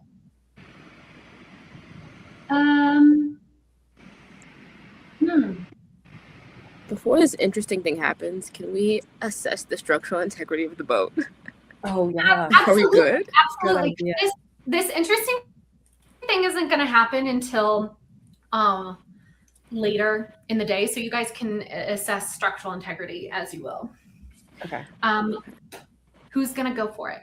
Who's going to go for it? Val's gonna look at the boat because she has boat experience. Her father is a fisherman. This is well established within her canon, so she's gonna take the initiative and look at the boat because she's worried about her boat. I so respect that.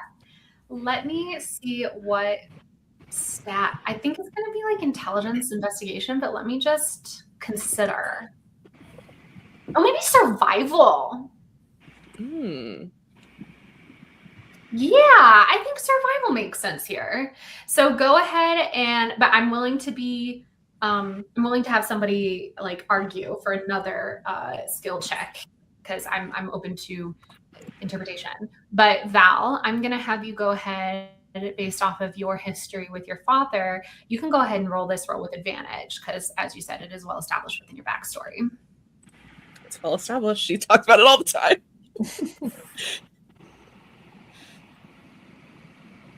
Great. 9. You're like, oh, boat's fine.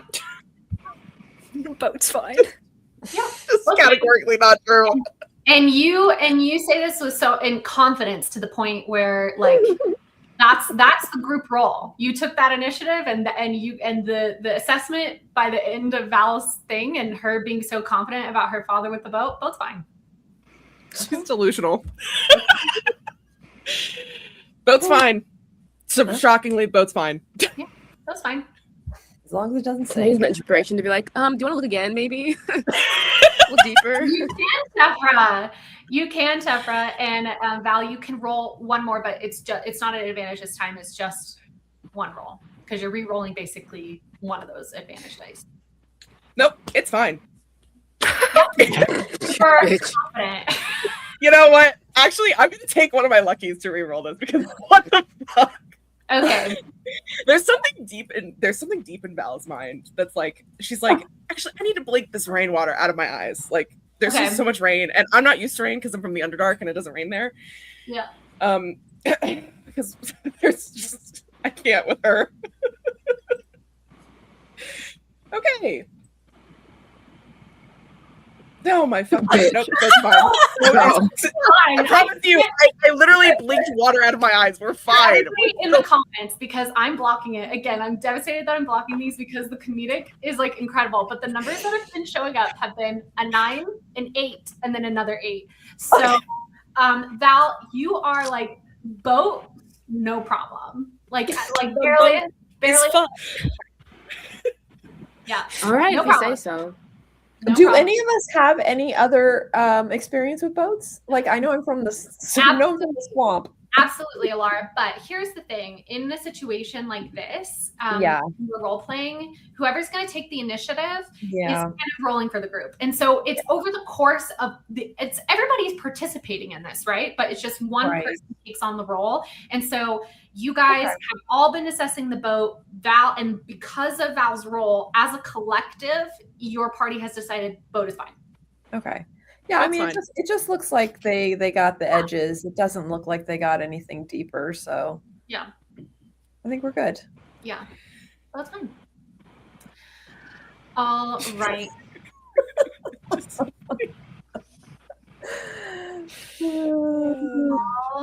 Alrighty. So, as you guys travel down the Counthar's BG3. I'm so sorry, you guys. The Soshin Star River. You go another few hours. The sun is high in this. Oh no, it's raining. It's raining.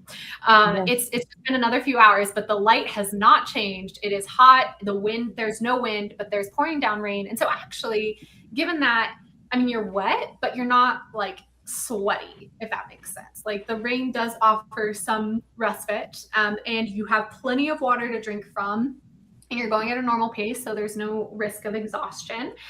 And as you're going down the river at a certain point, and again, you guys do kind of like, you're not super close to the shore like this is. I don't know how far from the shore you want to be, but it's like obviously really shallow. It's kind of dangerous to be super close.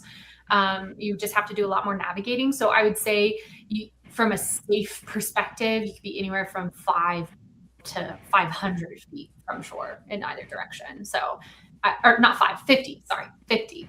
So I don't know, do you guys want to just establish how close you are to shore? I think maybe we should be closer to shore in case something comes up, but like obviously not so close that we can't navigate quickly. Yeah. Just like What's a good number? 20 feet?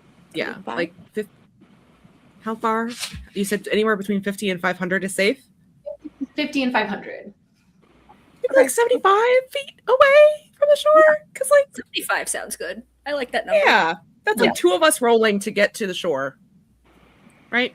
Again, Yeah, I need to look into that.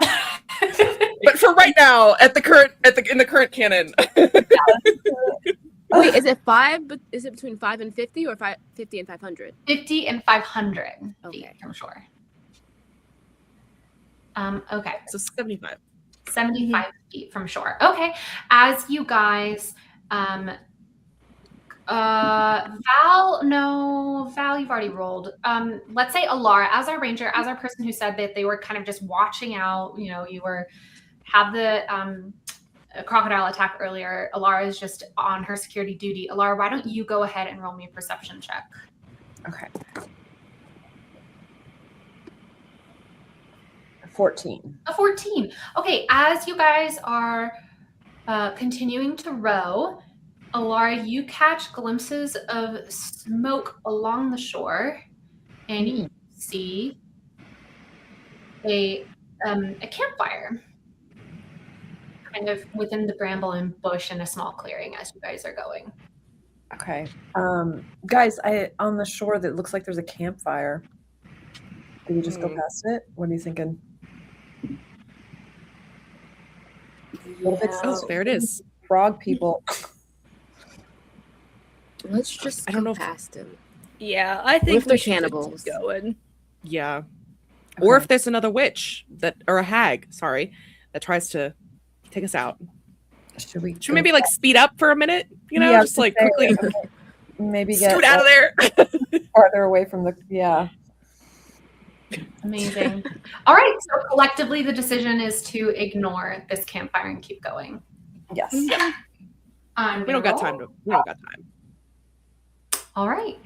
You guys continue to you paddle past it, and several more hours go by. You continue to go down the river, and let's go ahead and switch views to, oh wait, I should do that in this one, to our map of the day, because the end of the day begins, even though it is raining, and you guys make it. You guys are going at a normal pace, so you make it. You're right here. You make it 2 paces for the day. 1, 2. We'll say you're at the edge of this one. So let me draw that really quickly. Size, we're good. I don't want it to be black. I want it to be this yellow one. Actually, first let me get rid of everything so far. Wait. Let me confirm where it's meant to be. 1 low and I don't Hi, think In the middle of the map. we're like further down the map than you, I think. Yeah. okay, let me quickly just mark that spot so I know where you are, and then I'll move it to you so you can see where you guys are. Sorry about that. I'm just marking it right now. I need to mark it better. Here we go. Okay, I'll mark it. Or I'll bring you guys up. There you are now. You see that yellow dot? Yes. Mhm. Yeah. That is where you guys are for the night. Wimps. Oh, because you guys skipped the encounter. Okay. All right. Not encountering NPCs today. I was so offended on your behalf. Okay. Let's go ahead and you guys set up camp for the night.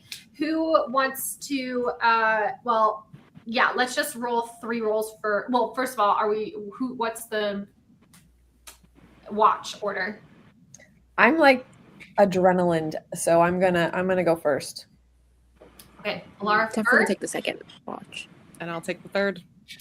All right, so Alara, you go ahead and roll me a d20. Don't add anything. This is for encounter roll. 6. Rolled a 6. Okay. Your watch passes by with no issue that you are aware of. Val, wait, who's in second? Tefra. Yeah. Go ahead and roll me a d20. Yes.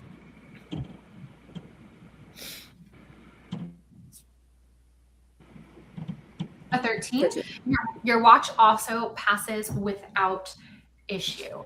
And Val, go ahead and roll me a d20. 10. A 10. Your watch passes without issue. You guys can all take a long rest. You wake up in the morning. You, I'm going to do the weather rolls really quickly. Ooh! Oh my gosh, you guys wake up and that storm has brought in a cold front from yesterday. It is now a very, well, hold on. Let me see if it's raining first. Okay. Oh my goodness. Ooh, Val, I need you to roll a d10.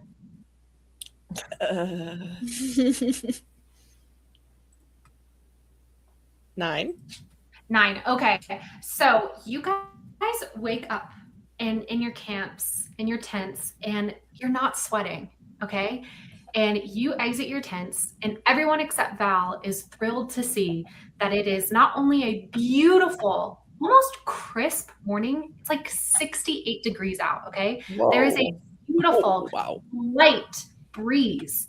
It is gorgeously sunny. So Val, you are going to need to be rolling at disadvantage today, and it is currently day 17. Wait, was yesterday 17? It's currently day 18 of the campaign. And I'm going to put the question to you guys again. Are you going to go at a normal pace, or are you going to push just a little bit? The pushing will get you an extra hex for the day, but there will be at the end of the day a constitution saving throw for a 1 round of exhaustion. I mean, it's such a beautiful day. Do you guys want to go for it? Yeah, I think we should push today since it's nice. Awesome. Yeah. Okay. All right. So everybody's going to push. Go ahead and roll me Micah, Tefra, Alara. Go ahead and roll me those d20s. This is not for Constitution. This is for encounters. Okay. That's a 1. Okay, 1, a 3, and a 12. Okay. Oh, you guys, this day is a glorious day. You are able to push along the Ocean Star River. The fauna just seems extra cheerful today. The river seems fairly like alive. You see lots of like fish, but no quippers, no crocodiles that you can see. And the sun traverses the sky. You have, Micah, obviously, do your cast water spell because you weren't able to catch enough water in the rain catchers. And the sun traverses the sky, and you make great progress. You make it to 1, 2. Wait, this is so hard on these hexes. 1. Is that a hex? Yep. 2. Is that a hex? 3. Okay, so right under that in. So I just have to make sure I know where it's going because I have to then delete them. Wait, I can do Draw. Wait. Oh, erase. Nerd. Oh, I can draw and erase? Hee hee. Yeah. Sorry. Michael comes out every so often. Okay. There is where you guys are. I can erase this one. Oh, wow, you guys, I'm really getting good at D&D Beyond. Okay. Do you see yourself on the map under that inn on the Sophia Star? All right, that's where you are for the day. There could have been something amazing at that campfire. Susan, there was something amazing at that campfire, but it's okay.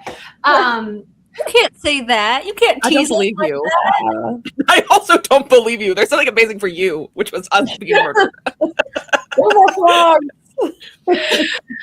Amazing. Okay. The soulmonger, we just went right past him. Yeah. Right here. I have it. Incredible. Uncle Uli. Oh. Incredible. Okay. There was entertainment at that campfire. Amazing. Okay, you guys are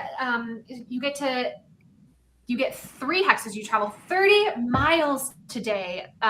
This is a huge improvement over some days where you've barely gone anywhere. You're really feeling like you're crossing the continent at this point, the peninsula of Chult, deep, deep into the river. You are days away, as far as you know, from any civilization. And this is the end of day 18. You guys come to shore, you break down, or you set up your camp, and are we going to do the same initiative order, or watch order as yesterday, or are we switching things up? I'll take a watch if someone wants a break for the night.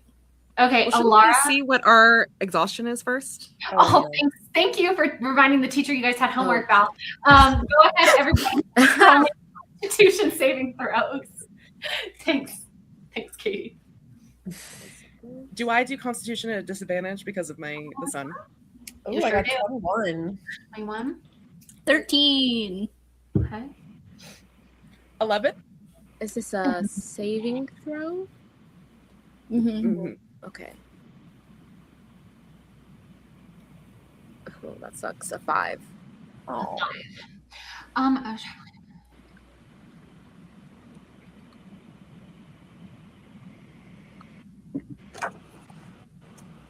Sorry, I'm just reading about the rules.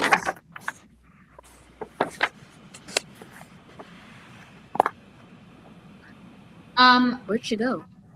Can you? I'm sorry. I'm reading about the rules. Sometimes Okay. when you lean over, your background kind of like absorbs you, and it's just Okay, it's just the treehouse. Okay. Did anybody roll? Nobody rolled higher than. You cut out. Nobody rolled higher.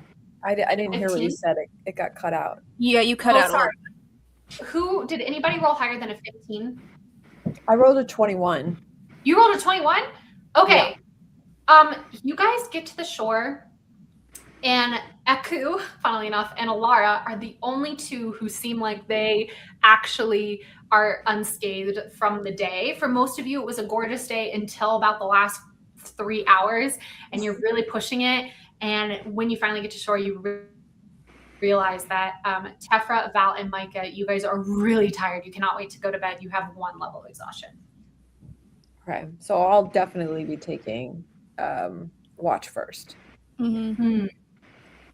And then does Echo ever take watch? I can't remember. Well, she doesn't have to today. Yeah. I know, but will she? You know what I mean? We're talking about Echo here. You guys are welcome to try and convince her. It would at this point it would require a persuasion check given her relationship with your party. Oh wait, what's the relationship? Does she hate all of us? She's been a little. She I has feel like I been. should not try to persuade her. What? Sorry. I said I should not be the one that tries to persuade her. I can take lead on this in being like, listen, you've been doing great. We're kind of suffering a little bit. Could you please take a watch tonight? Micah, you can go ahead and roll a persuasion check. Mm-hmm. 16? She considers you, Micah, she sees how tired you are. And as you're a druid and she has like more respect for you in particular, she agrees to take a watch that you would have covered for the night. So Eku will do one of the watches. Woo! Yay! Okay, so who's going to do third watch then?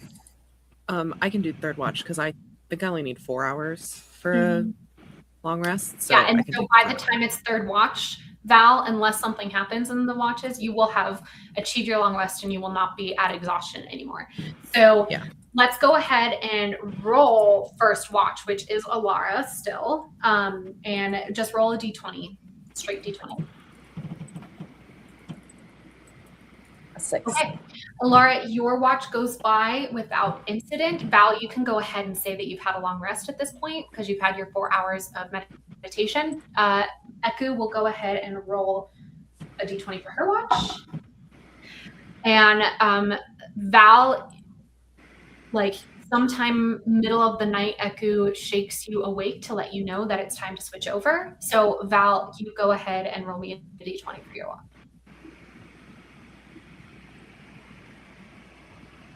A 7. Okay.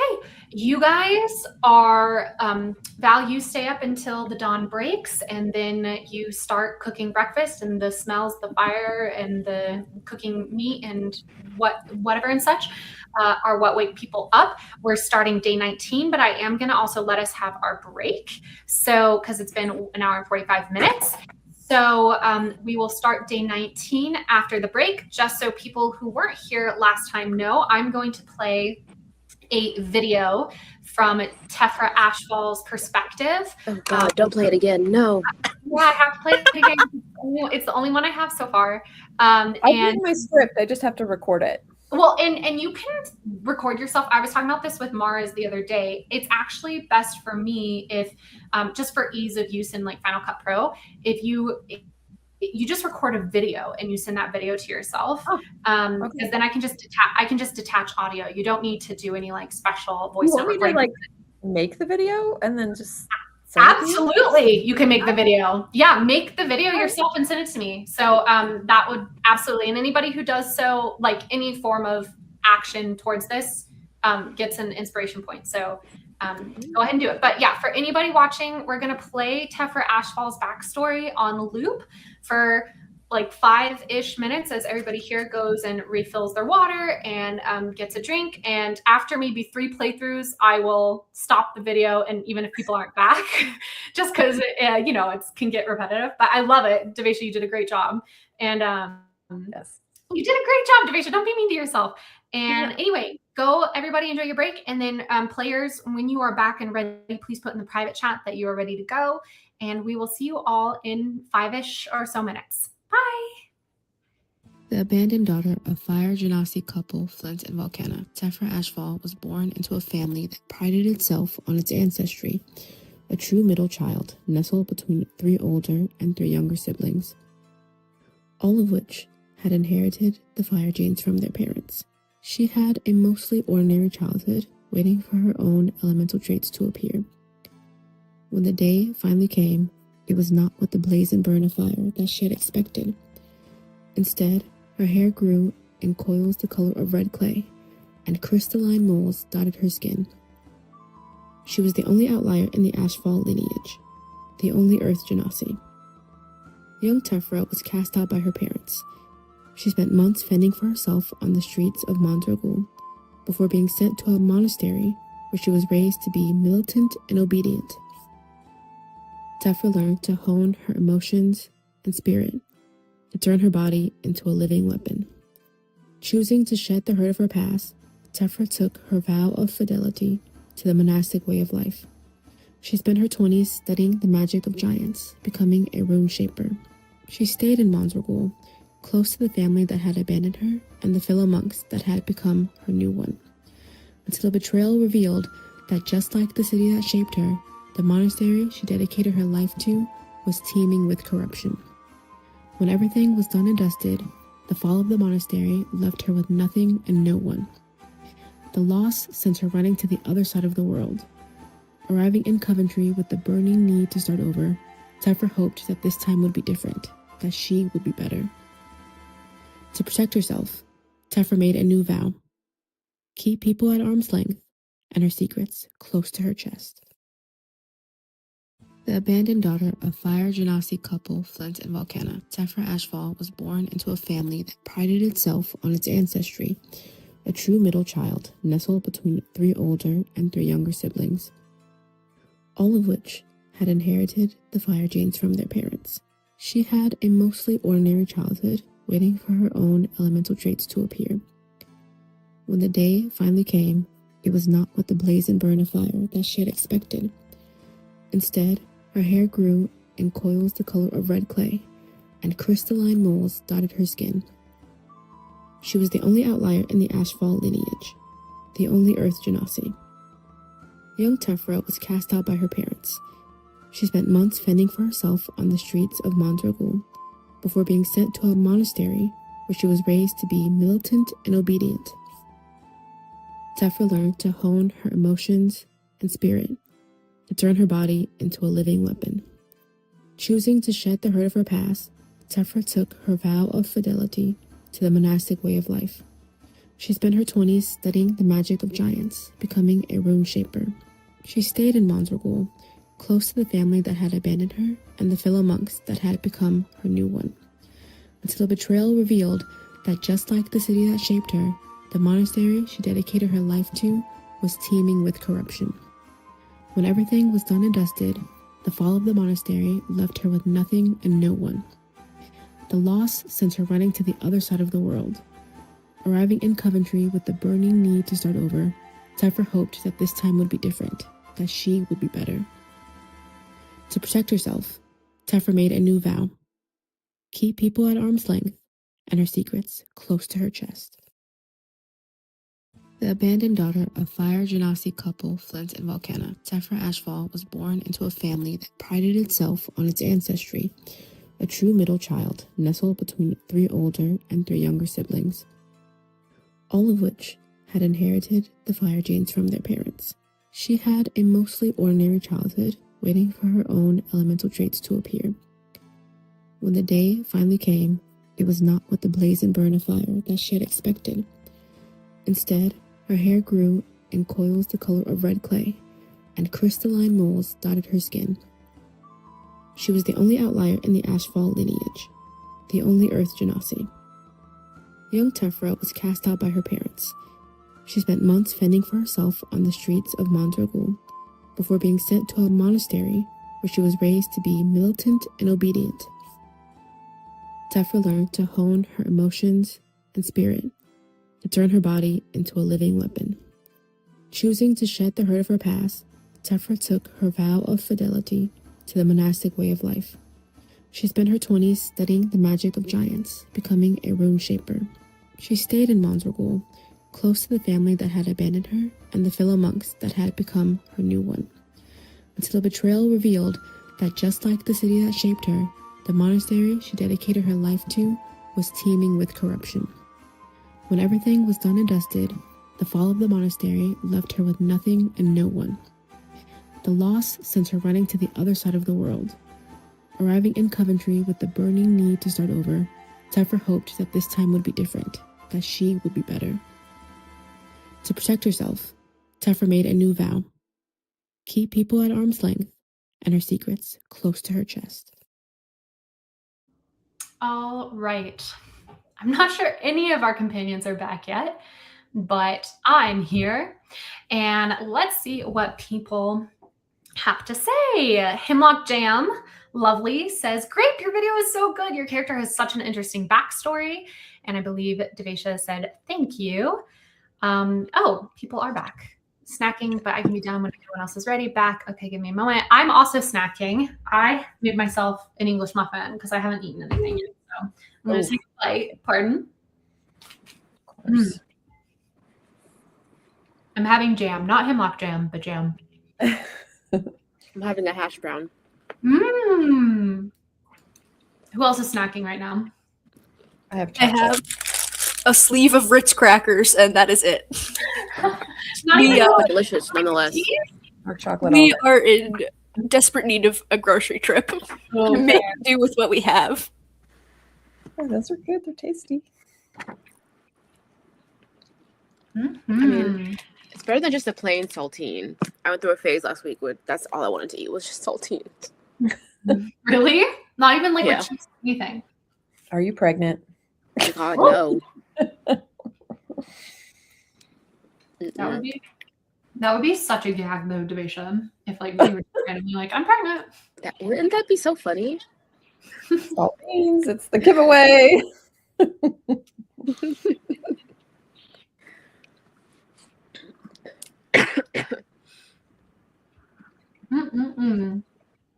I love English muffins.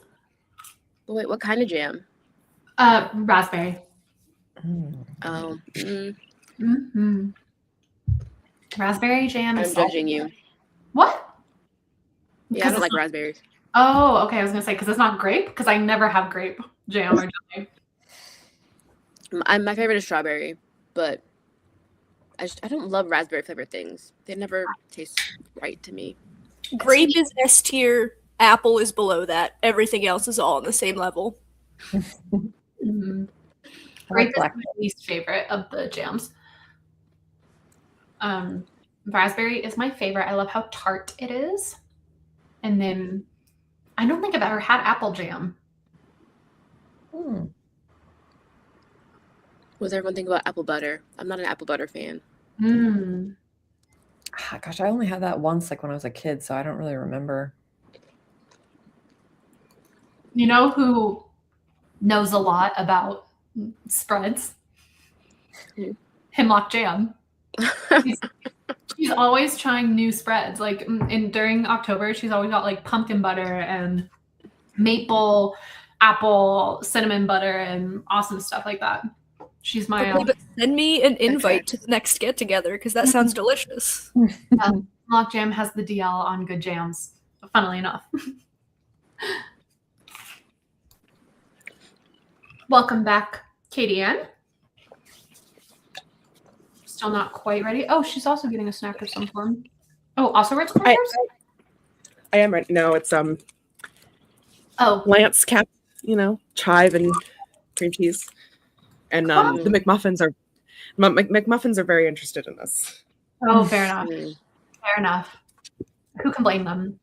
All right. Are people ready to get into the second half of the episode? Let's do it. Okay. Oh, you can't tell, but I was pumping up my arms, but then it like blocks that. It really does. Okay. All right. So you guys can all remove your levels of exhaustion if you have them. You got undisturbed rest last night. So everybody wakes up refreshed. I'm going to go ahead and roll for the weather again. And it is a hot day. Stagnant again with a very light drizzle. So Val, you're not at disadvantage today, but it is, and it's not, the rain is not going to impede your ability or slow you down in any way today. What is the plan? Do you guys want to do another push, or do you want to do a normal, like a 2 hex day or 3 hex day is basically the question. Now, we have the map, so we know that Camp Righteous is coming up, right? Yeah. Is that something, I can't remember if we had ever talked about. Are we stopping at any of these places? Oh, good point.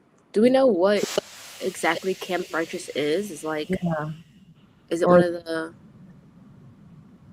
what was it? Fort Valerian? Mm-hmm. Is it one of their sites, or do you know who runs this camp? Like, would Uncle Oldie knowing him help at all?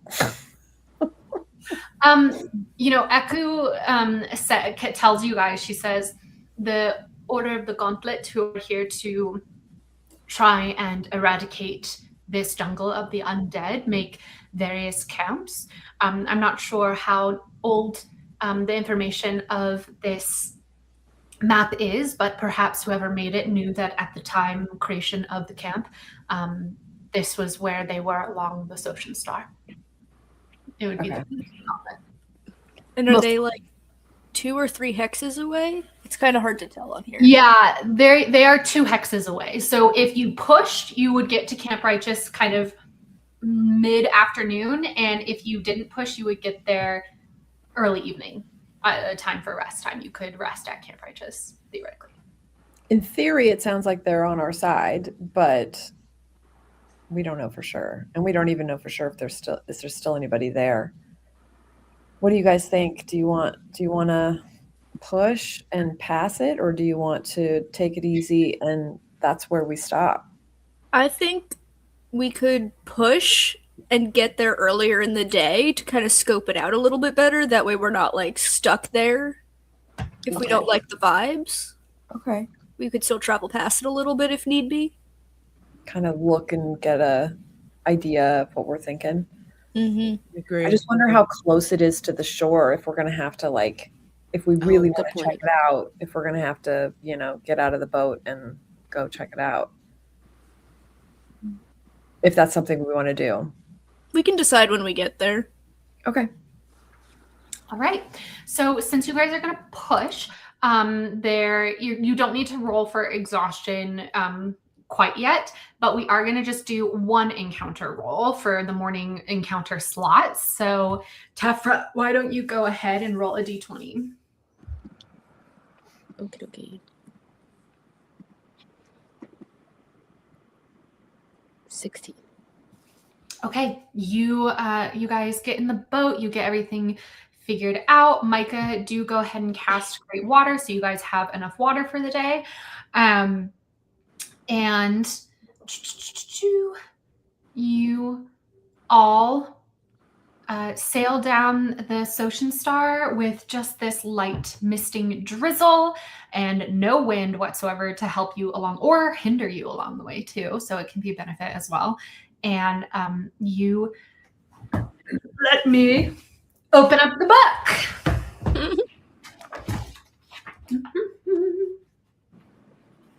No, we're not there yet. Oh my. Oh.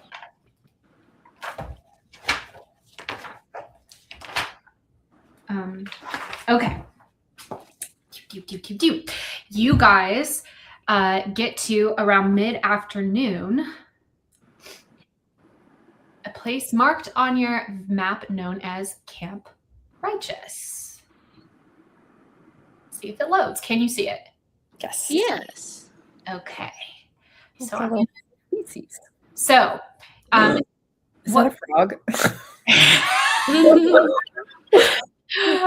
so as you are sailing down the river, you come upon Camp Righteous.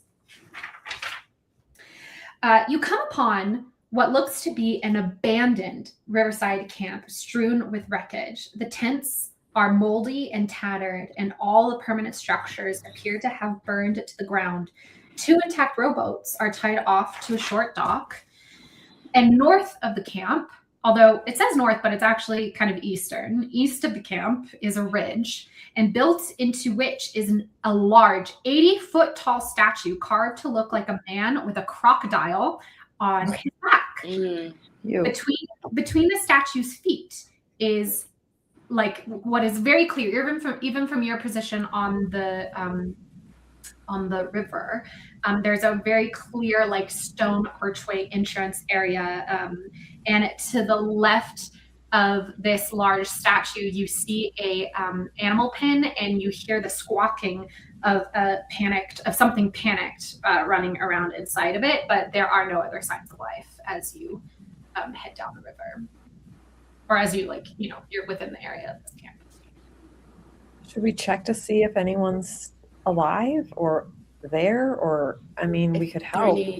If there's anything we can take with us. Yeah, we can do a little scope. I'd be down for that. Okay. Just be on guard. On guard. All right, so you guys pull the boat to the shoreline. Do you put it up next to, like, where along the shoreline? Do you want to park near these tents? Do you want to park near where these boats in this dock are, or do you want to be more down here? I don't know if you can even see what I'm pointing at, actually. But is there a place we can like have some cover so anyone like still lingering doesn't steal the canoe? And kind of hide it somewhere. It's pretty bare along the shoreline. As you can see, there aren't really. I mean, there's this small tree down here. I don't know. Can you guys see my cursor? Let me get a. You can. Yeah. Mm-hmm. If you guys want, I can stay with the canoe and keep guard. And if you guys want to check out the rest of the camp. But then what if someone comes up and attacks you and we're not there? That's well, when I die. It just happens. What if there's more frogs that come upon us? Like, oh, Lord. I think they would have already taken the rowboats. They're perfectly intact if there were people around. That's true. But I am a fighter, so it would be one of my duties to keep guard, even if I was by myself. So I can just, hopefully you guys won't be too far. I can just yell and you can come and help if somebody does try to attack. Should we set it? Go ahead. You go ahead, please. I was gonna say, should we set a time of how much time we're gonna explore here? Because say we get attacked and all of us die, and then Alara's just standing there forever. Hello. Yeah, that'd be all right. All right, so let's just park our canoe by the other boats at the dock, and then I will stay here. And then, do we want to just say 20 minutes? Yeah. Is that enough time to sort of get the lay of the land? Okay, a quick little around. Scoot. Yeah. A scoot, a boot. Okay. I was gonna ask, do the 2 rowboats look like they've been in use recently? Are there any belongings in there? Roll me an investigation check. Okay. 11. You don't see much, but there is a little storage bench in a rowboat, and you've opened one up and it has a small pouch in it. Okay, what's in the pouch? Just to be clear, you're opening the pouch? Oh, Wallace, don't do that to me. Open the pouch. Come on, we gotta know. Right now. Yeah, I'm gonna open the pouch. Okay, there are about 15 gold pieces inside the pouch, and Yes. like a rolled up kind of tobacco-y filament kind of thing. Okay, slay. Into the bank it goes. All right. Whoever's tracking that, track it. I wish I could find my notebook. We still haven't found it yet. Oh no.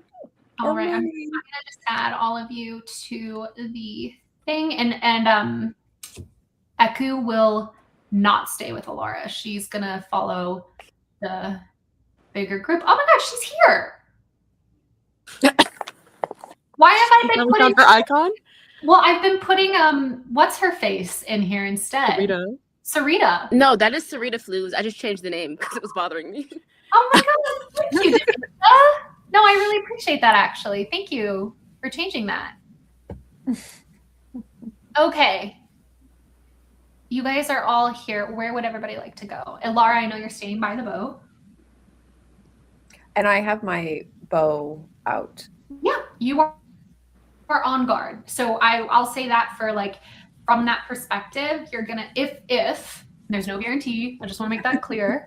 But in the future, for instances like this, if you're literally on guard, I'm gonna give you a bonus to your initiative. So remind me if a combat were to begin, then just remind me that you have a +2 bonus to initiative for just being on guard. Okay, thank you. Because that's like the only thing you're doing right now. Other people can't get this if you're like looking around and doing other things. Alara is specifically on guard. Okay.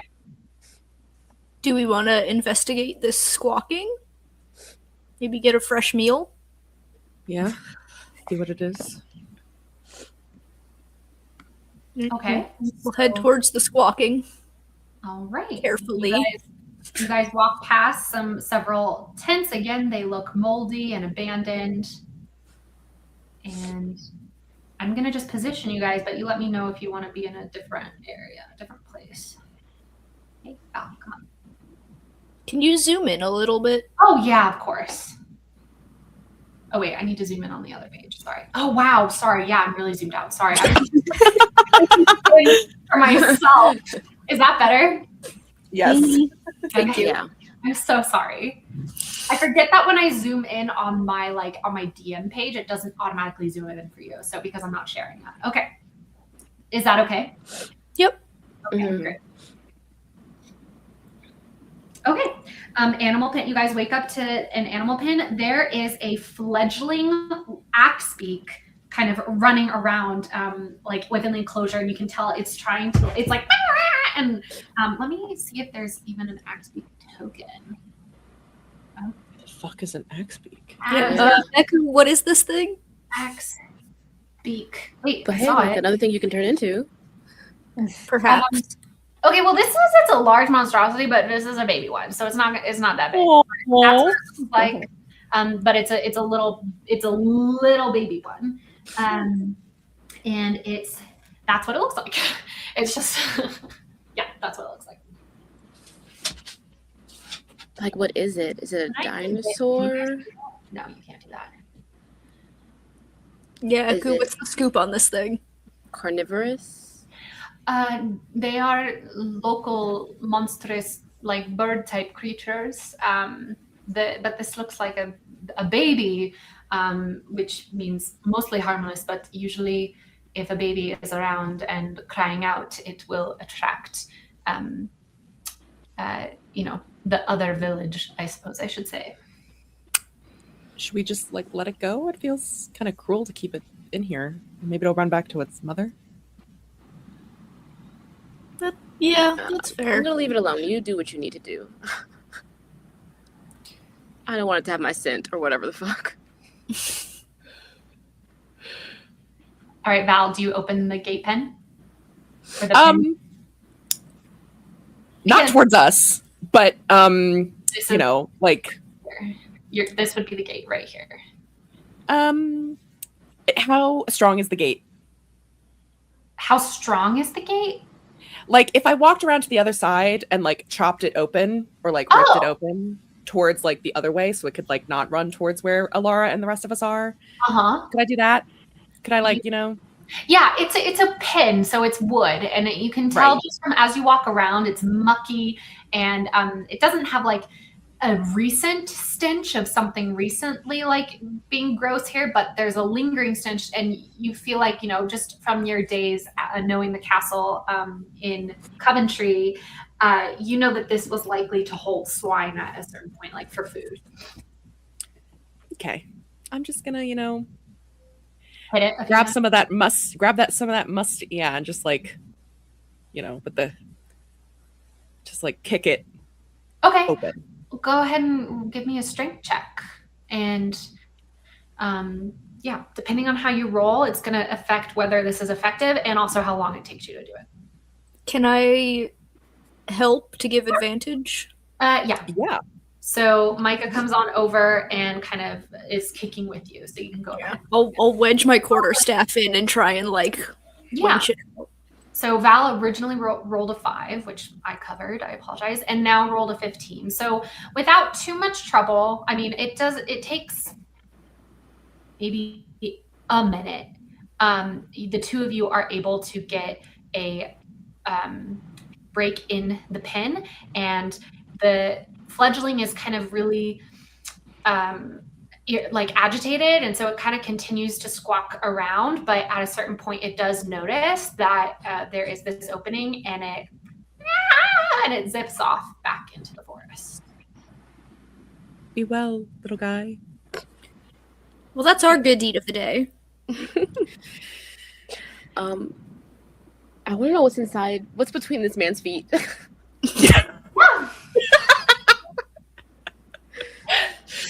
Absolutely. You can come up here. I'm gonna be cautious about it. Like, you know, And Echo's not break a gonna- leg, but Yeah. Echo's gonna follow you as you both look at the statue, and you can see that Echo seems to be considering it with like appreciation and interest. And there's just a long, it's not even a door, it's just an arched stoneway that goes into a deep, dark tunnel. okay, won't be going into the tunnel. Echo, do you know anything about this figure? Like this? Yes. With the crackdown on his back? What does this mean? Yes, it is a very well-known legend in Chult. Would you like to hear it? Of course. In the early days of the world, man stood by the banks of a river frightened. Crocodile raised his head from the water and asked, "What troubles you, cousin man?" Man said, "I must cross this river, but I fear to enter the water alone, because it teems with your brethren." Crocodile replied, "It's true, you would not be safe, but I will carry you across the river safely on my back if you promise to return the favor." Man agreed, and Crocodile bore him safely across the water. When they reached the far bank, Man asked, "How can I repay you?" Crocodile replied, "I wish to see the realm of humans, but I fear to go there alone, because it teems with your brethren. You must carry me on your back across your realm." Man had been tricked, but a promise is a promise, so he carried Crocodile safely on his back across the entire realm of humans, a journey that lasted many years. He also swore, in his anger, that never again would men and crocodiles be friends, and so it has remained to this day. And it seems that this is a temple kind of revering and referring to that legend, I think. I did not know this before. I'm sorry. You did not know what? I did not know that this was here. And she seems to just be like looking on with interest. Do Micah and Val, do we end up by them at this point? That's up to you guys. We would have followed after, because it would only take us a minute to free the thing. Yeah, absolutely. At this point, you guys You're like the end of the legend. Yeah. And can I use my background feature? Your background feature, which does My, what? my background as an archaeologist finally coming into play. Okay. Oh, wonderful. It says when you're at a ruin or dungeon, would this count as a ruin or dungeon? It would. I can correctly ascertain its original purpose and determine its builders, whether those were dwarves, elves, humans, Yuan-ti, or some other known race. Amazing. So I can figure out. Does it say you need to roll, or is it just like you know this? Or It like, just you can correctly ascertain. okay.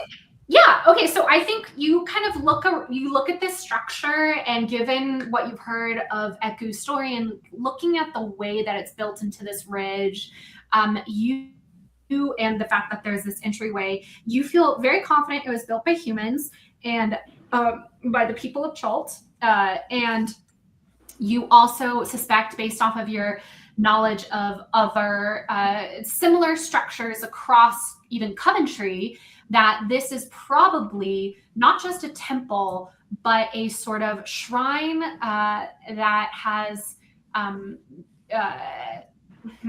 would I phrase it? Hold on.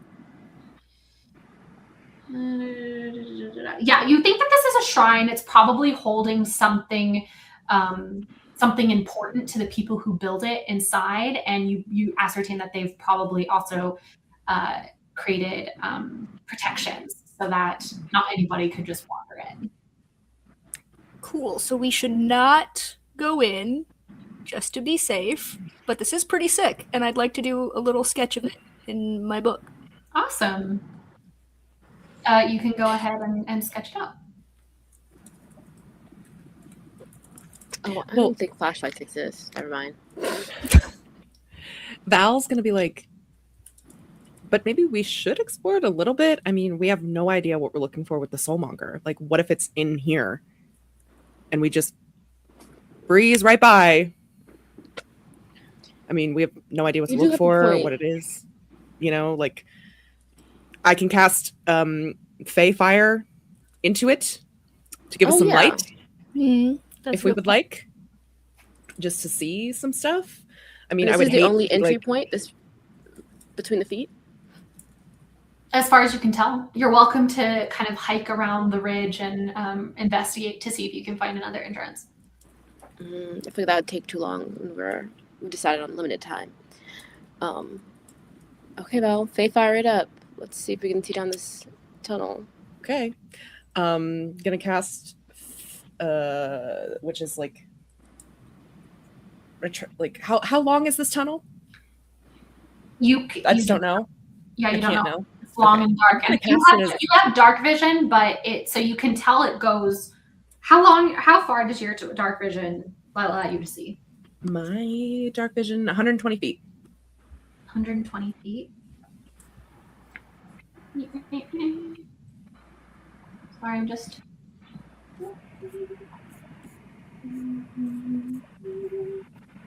Okay, so the tunnel itself, actually, as you look in, it goes back a bit, but then you see that actually there is a ledge not too far behind, and you think that because it's this man sitting up on on this ridge, you kind of get the impression, just from what you're able to see, that the tunnel is long, but it also raises like in intercepted parts where you don't know how deep it goes because there are ledges that are blocking your ability to see as you look further in.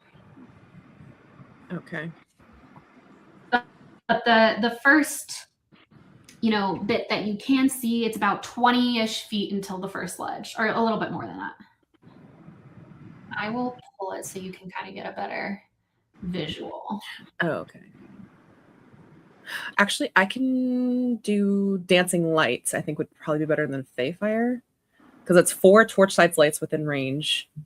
They look like glowing orbs. And then as bonus action, when we're in initiative, I can move them 60 feet. So could I throw them to be 60 feet, or throw them down so I can see what's going on? Is that allowed?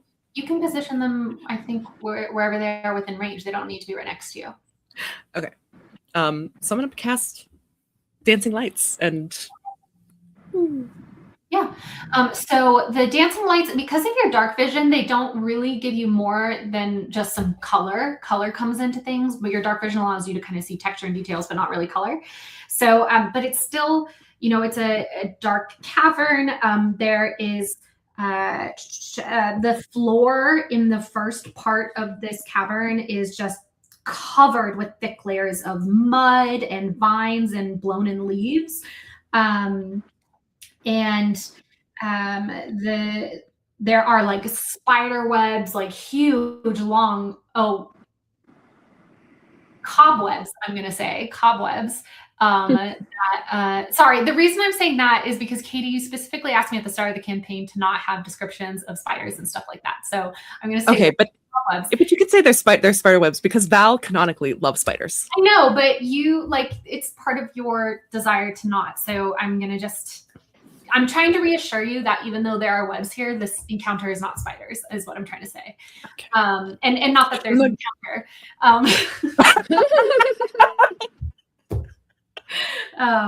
And so, and there you do see, actually, I will say, a little bit of the ways into this cavern. Because of your dancing lights, go ahead and give me a perception check, Val. Okay. 10. A 10, you see more cobwebs just down the way until that first ridge, which then goes up, and you're not sure what's beyond that.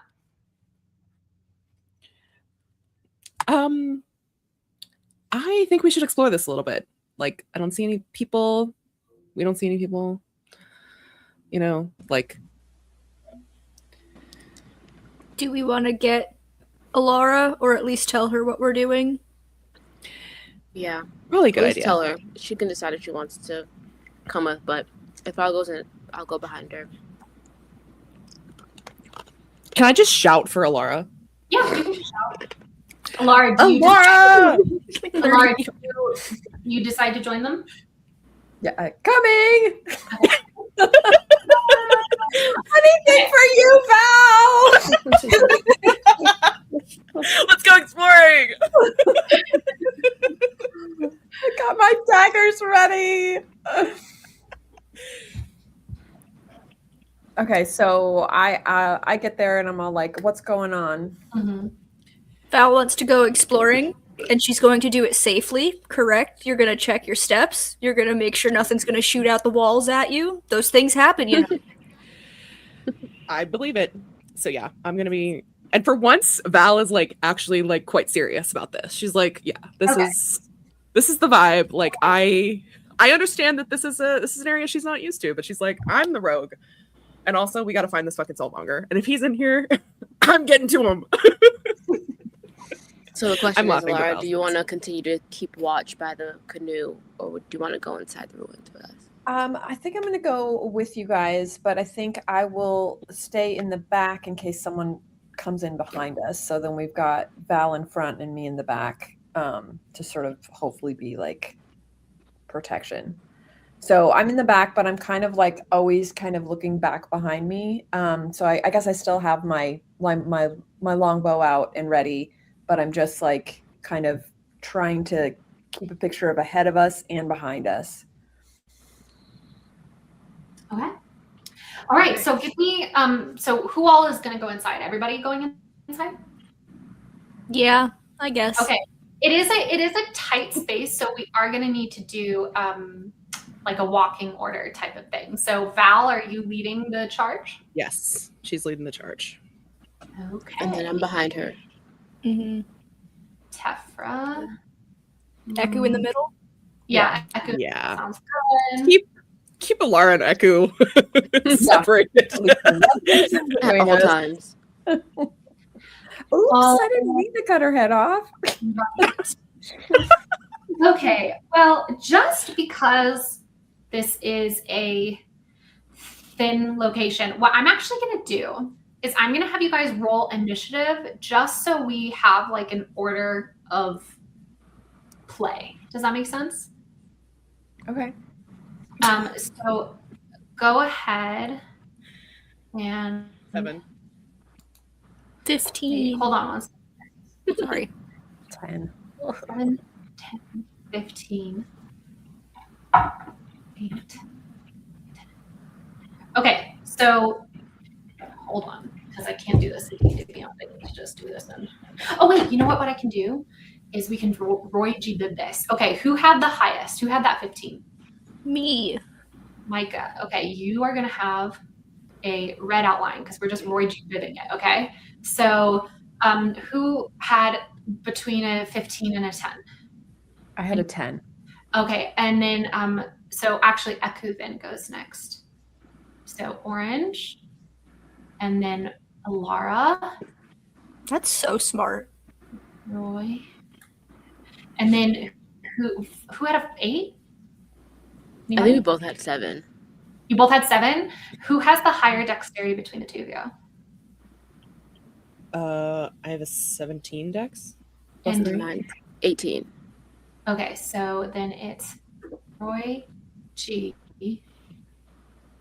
Okay, so even though you were first in the initiative order, but because like again, this is Val, you did say you were taking charge. So this is more, these are more for like just general reactions. I mean, you guys have all agreed they're gonna let Val go first. So Val's gonna go first. All right, Val, explain your approach. Okay, I'm going to grab the Akilwa off my back. Because it's a long spear, you know, or type thing. And I'm looking at the mud, and I'm gonna kind of like just like kind of, you know, shuffle the blade along it, kind of like pushing down at points, you know, to see if there's like a trap for like my feet, like feet hitting. Absolutely. Go ahead and roll me an investigation check. Please be a good one. I know. 7. Jesus, I'm rolling like shit today. Can I give you my heroic inspiration to re-roll that? I don't want to die. I'm just gonna take a lucky. Honestly, I'm just gonna take a lucky because this is so insane how bad I am. And I have the lucky for a reason. You know, I start to do it, and like I'm like, oh, I think it's probably okay. But then I'm like, no. Micah specifically asked me to be careful. So I'm gonna do it again. And it's a natural 20. Oh, amazing. So as you kind of do this sweeping motion, you press down just enough that suddenly the entire floor gives way and drops. And there was indeed a pit trap 20 feet deep that if you had stepped on could have potentially been triggered. And now you see there's about 10 feet between you and the edge of the next part of the tunnel, but there is a very thin ledge that encircles this part of the room. So you do think you obviously can't walk across anymore, but you could kind of, it would take, it's not just a straight walk like around. You would have to, oh, you can't see that. Oh, right. This is what I was trying to do. You would have to traverse it this way rather than this way, and it would take some acrobatic talent. Well, how do we feel about acrobatics? I have a +3. Mm. I mean, I don't know. is there anything build like a bridge-wise? Like maybe we could like, how big are those boats, the abandoned boats? Would they be long enough to create like a bridge, or are they too short? Oh, that's a good question. You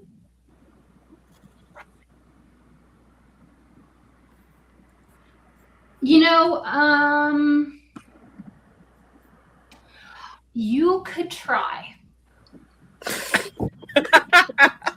Guys, why don't I, because I can carry up to, what was it, like 200 pounds or something. I'm going to go back and get one of the boats because I could carry that, right?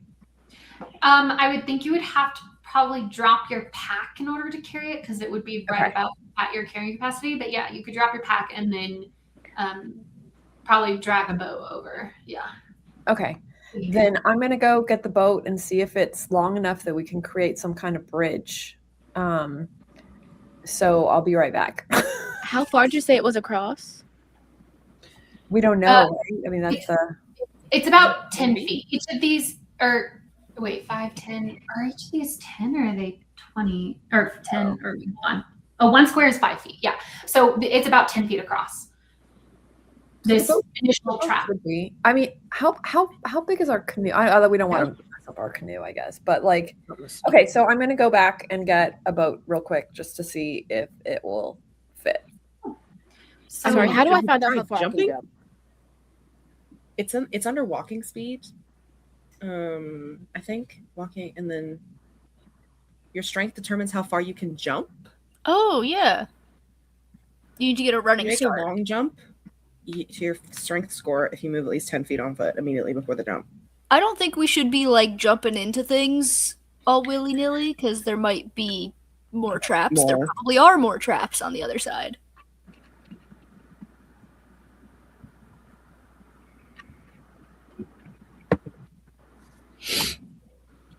what are people doing? Alara, you still going for that boat?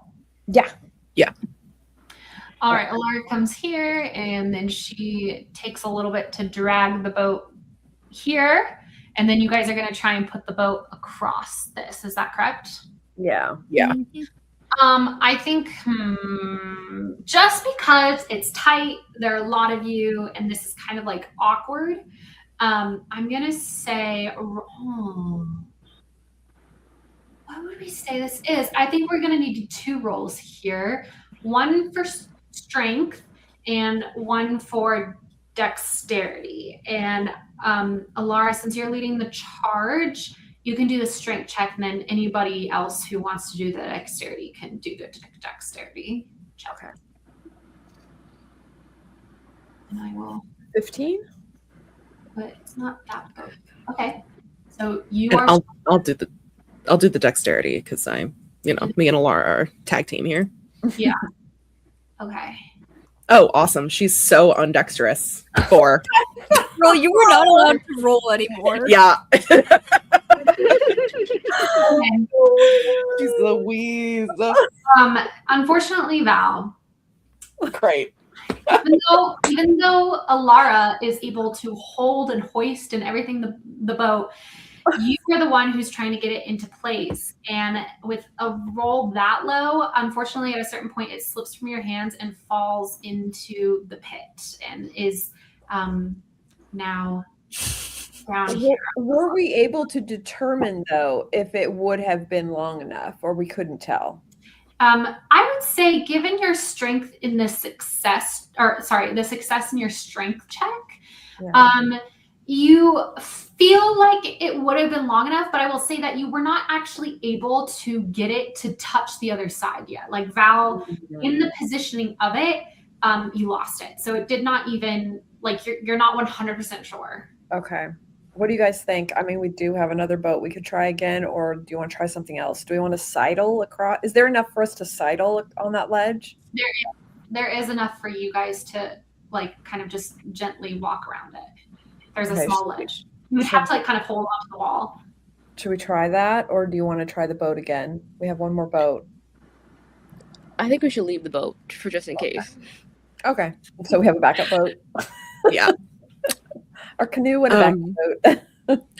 I mean, maybe one of us sidles across and like kind of checks the rest of that floor there Okay. to make sure that, or 2 of us, or like, I think only one of us can go around the side, and then, I mean, Val, you're the rogue, but you are rolling really bad today.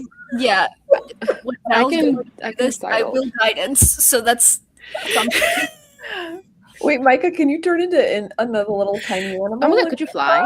yeah, could you fly I over? cannot fly, but I could turn into like a rat.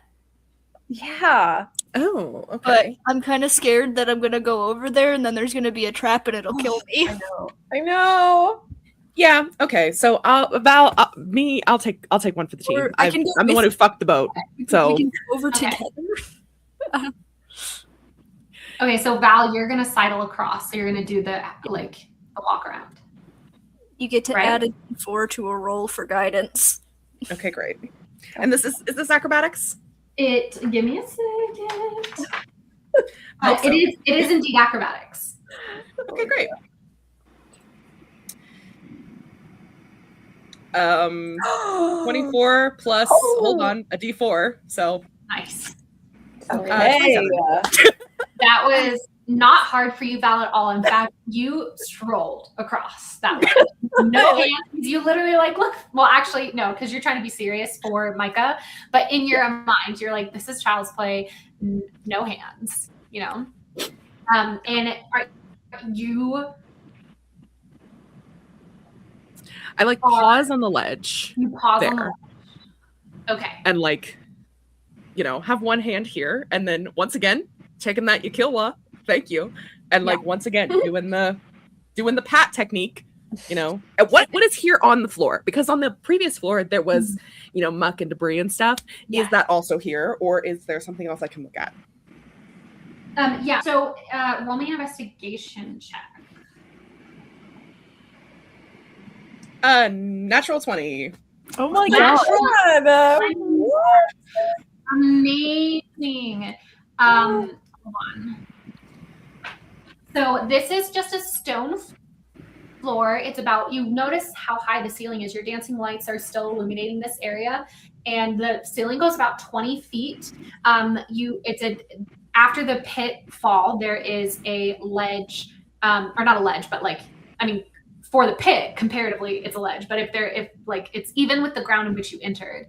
But then about 10 feet from you, there is a ledge, and there are still those cobwebs draped around, but like draped across the ceiling and walls. And also within the walls, there you see long... Hold on, I'm sorry. What is this called? Yeah, you see a trap, is how I'm going to phrase it. Like there are long recesses within the walls, and because of the movement of your dancing lights, you see a metallic glinting in those recesses as the lights dance around. So I'm gonna, you know, look over and be like, there's definitely another trap here, different than the other one. I do believe it's probably blades that come out, is what I'm going to assume it is based on your description. With your natural 20, you're very confident in that assumption. Okay, I'm just making sure I understand it as the player correctly. Val is very confident that this is a blade trap. Correct. Like, this is a blade trap.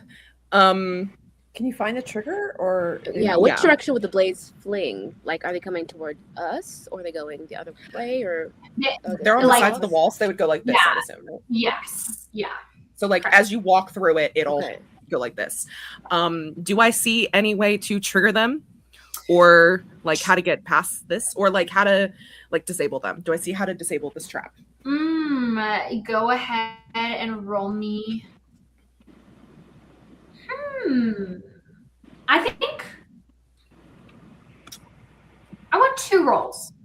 I want an investigation roll, and then I want an intelligence roll. Okay, let's see how smart Val is today. Okay, 16 on investigation. Okay, so before you roll your intelligence, I'm going to say that you look around and you don't really see anything clear that would be like an easy disable. Okay. All right, now you can roll the intelligence. Oh, god damn it. I'm going to use my lucky to reroll that because I don't like the 8. Oh my god, that's so annoying. It literally was on the D20 and then rolled over. Or the natural 20, whatever. So 8 total? Okay. Yeah, 8. Okay, so you know that you were taught how to disable this kind of trap, but you also know that some nights you just went way too hard at the Blank Page Tavern, and there were just some mornings where you weren't fully attentive to your lessons and instructions, and you are really berating yourself for that. Right? It might come back to you eventually, but you might be kind of have to figure this one out on yourself. The knowledge is not coming to you in this moment of how to deal with this trap.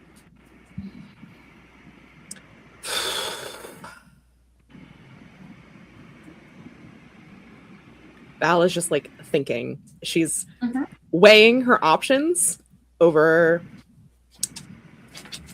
whether to brute force this or be smart. She really wants to brute force it, but no, she shouldn't. Hello. How close to like one of like the little like how many? Well, okay. First of all, how many like little like string like long things of blades are there? Like, is there like multiple on the wall, or like is it just one? How far am I from there? No, I understand what you're asking. There Yeah. are 4, so two blades on each wall, so 4 total. Oh, should I add some music? Not the same as our music, a different kind of music. Trap music. Can anybody hear anything? Dance pop. Or Jaws music. Oh. Dance music. That might be a little too loud. There we It's go. hilarious. I'm sorry.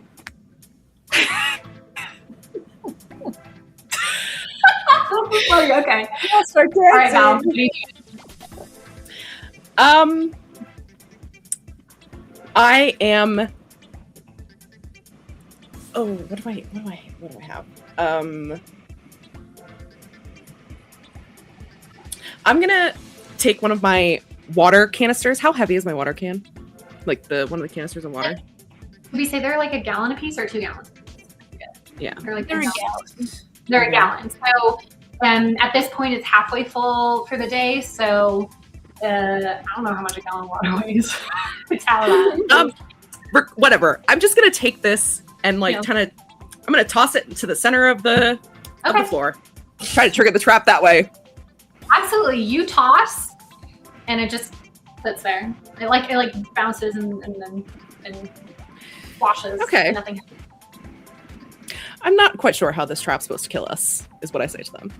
I mean, I know how it's supposed to kill us because it's supposed to slice us in half, but I don't know how to trigger it. How high off the ground are these blades? Can you like crawl and? Ooh, yeah. How long? Like, could I like They slither? look to be like the grooves go from floor to ceiling. So maybe like you don't think that crawling is a viable option. Tell Micah that. They're from floor to ceiling. Sadly, I can't crawl. We gotta figure out a way to trigger them. And you're not seeing anything on the floor, like any kind of like depression, like something that if you hit, it would maybe on the wall, or no, it would definitely be like they would assume that you're going to be stepping on something. So what if we got across a different way? Like, is there any kind of thing where we could throw rope and like swing across? Like, is there anything above us that like we could, Should we go back out and see if there's another entry point? Yeah, feel we like could do we're that taking too. too much time. But do we really want to leave Val here? She'd have to like sidle back. But I mean, she'd have to do that either way. Yeah. But is there a place we can throw a rope like that we can swing across? yeah, is there like anything like above, like a beam, a beam? stone beam above? Maybe I can find a boulder outside and toss a boulder.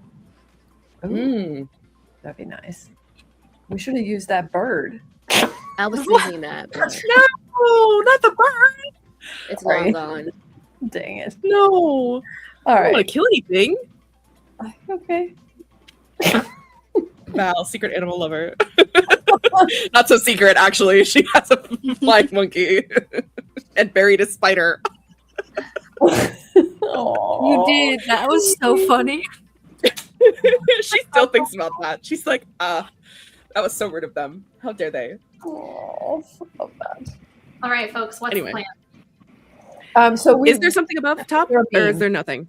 Is there a beam up top or no? It does not look. It's pretty. I mean, there are cobwebs, and but the walls go straight up stone, and the thing that's 10 feet across is like a smooth ledge that then like is flat, and you can't see beyond that. Okay, because we do have grappling hooks and things like that. So Yeah. But I mean, if there's nothing, Can grappling hooks hook into stone? You could try. Yeah, they can like hook. I mean, this stone is not, it's not like a smooth slab of stone. It's like, it's stone, but there are little grooves and stuff. If you've got, Yeah, but it would but have to you, be like a problem beam. is, yeah, I'm not sure that the ledge is high Yeah. enough Yeah. for the grappling hook much. I mean, I guess we could try, and if we pulled our weight and saw if it was something, but if it falls to the ground, then we'll know it's not strong enough. I mean, The ledge itself is only 7 feet high, so it's not high enough that Okay. like, you Never would be able mind. to swing. You would just your butt would. Did you want to try to get a boulder? Yeah, I'm gonna try to find something with some weight and try to toss it across. Maybe it'll. Because we're gonna have to toss it All right. across 10 feet, and then because we still have that crater. Yeah. So Tefra, you roll me an investigation check as you run around the camp looking for something to toss across. 8. An 8. Oh my god! Darn these 8s! Tefra, you run around all over the place. You take a long time. Rude. Val, hold on, Val. I'm gonna, while Tefra's doing this, given how low that was and given how long it is, I'm gonna want, and unfortunately Tefra, well, anyway, Val, it's been a while, you're getting antsy, you're getting itchy. I want you to roll me another acrobatics check just for like your ability to not fidget so much. And 9. Jesus. At least it wasn't an 8. I'm gonna use my inspiration and absolutely not to that. okay. 16. Okay. So Val, Yeah, you're like, no. God, where the hell is Tefra? And you kind of like, oh, you yawn, and just to like slacken yourself, you're going to take a step back just to kind of not stand so rigidly. And then you freaking remember where the hell you are, and you decide not to do that. And you try and stay on the ledge that you are. And Tefra, it takes you a while. It takes you about 20 minutes, and you search all over this camp, but there were no rocks and nothing you found that you felt were like bigger than the gallon of water that Val tossed. And so you Could we just like take the grappling hook and just try and like throw it at different parts of the floor? You can be doing that while Tefra is off doing her thing. Okay. Absolutely. I'm just gonna keep trying to hit Yeah. it. Do I need to roll for something for that? Or?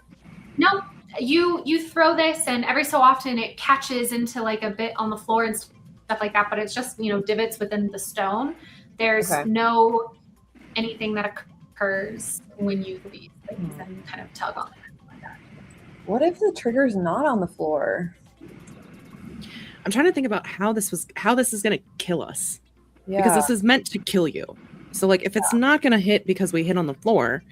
I think it's just like being in front of it, like moving into its space. Like a motion sensor type thing? Well, except that we've been throwing the grappling hook, so you'd think, but maybe it has to be like a person. I don't know.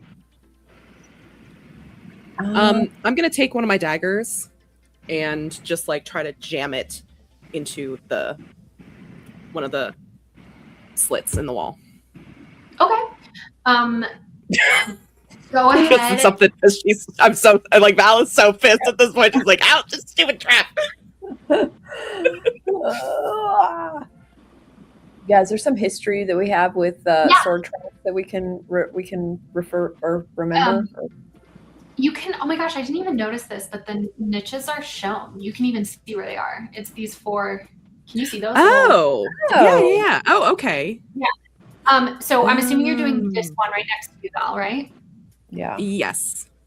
Okay, so you go ahead and give me a strength check.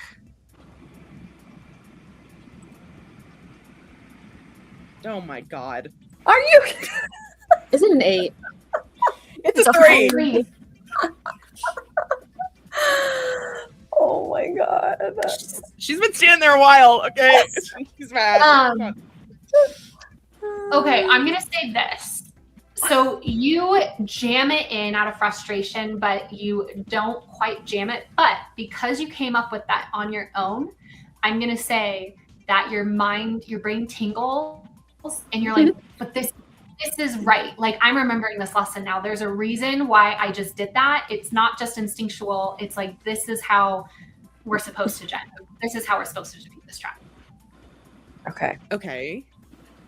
So it doesn't work. Is the dagger stuck in there, or is because I was so weak it just kind of falls? I'm gonna say that the dagger is stuck. Yeah, but Okay.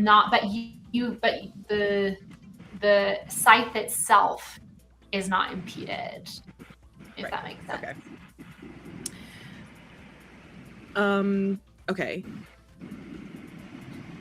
Okay, so I kind of know that this is. I like call back to them. I'm like, I think we have to like jam it somehow. I'm trying to remember how we get rid of this trap. And I'm like looking at Alara, and I'm like, I know Dahlia told us something about this, but I can't remember it. And I'm like, pull out. Does Alara have thieves' tools? Do I have what? Do you have thieves' tools? I don't think so. Okay, The only stuff I have is the regular normal stuff. And for some reason, a lot of insect repellent. Naturally. So much That's what insect repellent. Like, if you guys want to spray, I can do it here. But what I have, would history help for like trying to remember something that we were taught? No, it would be more an intelligence check, but again, when Val made that check, it was like the group intelligence check for how to do it. But she has kind of recovered based off of the player's ingenuity. I'm going to say that, she's recovered the sense that, to prevent a blade from coming out like this, you're supposed to jam it. Okay, so is there room for anyone else to be near her, or is she like at the Well, you could go on the other side. There's right? another ledge on the other side? There is a small ledge that completely encircles this pit trap. And I'm going to ask to move past everybody, and I'm going to try to get onto the other side. Okay, give me a acrobatics check as you climb this. I'm not a rogue, but let's try it. Oh, God. You got this, Lara. 19! Woo! Not quite as perfectly as Val did. You need to have your hand on the wall for steadiness, but no one's as perfect as Val. But it's not.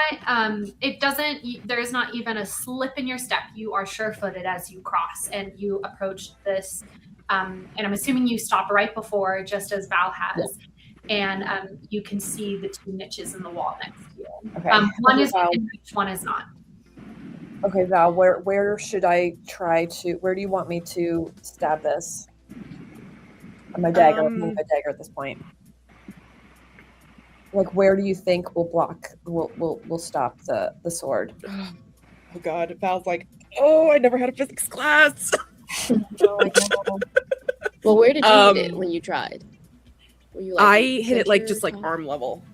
Like I just go like this, like just arm level. I wasn't even thinking. Right into the slot. Like just basically we're trying to. So you think by doing this we'll just be able to stop the blade from moving? Yeah.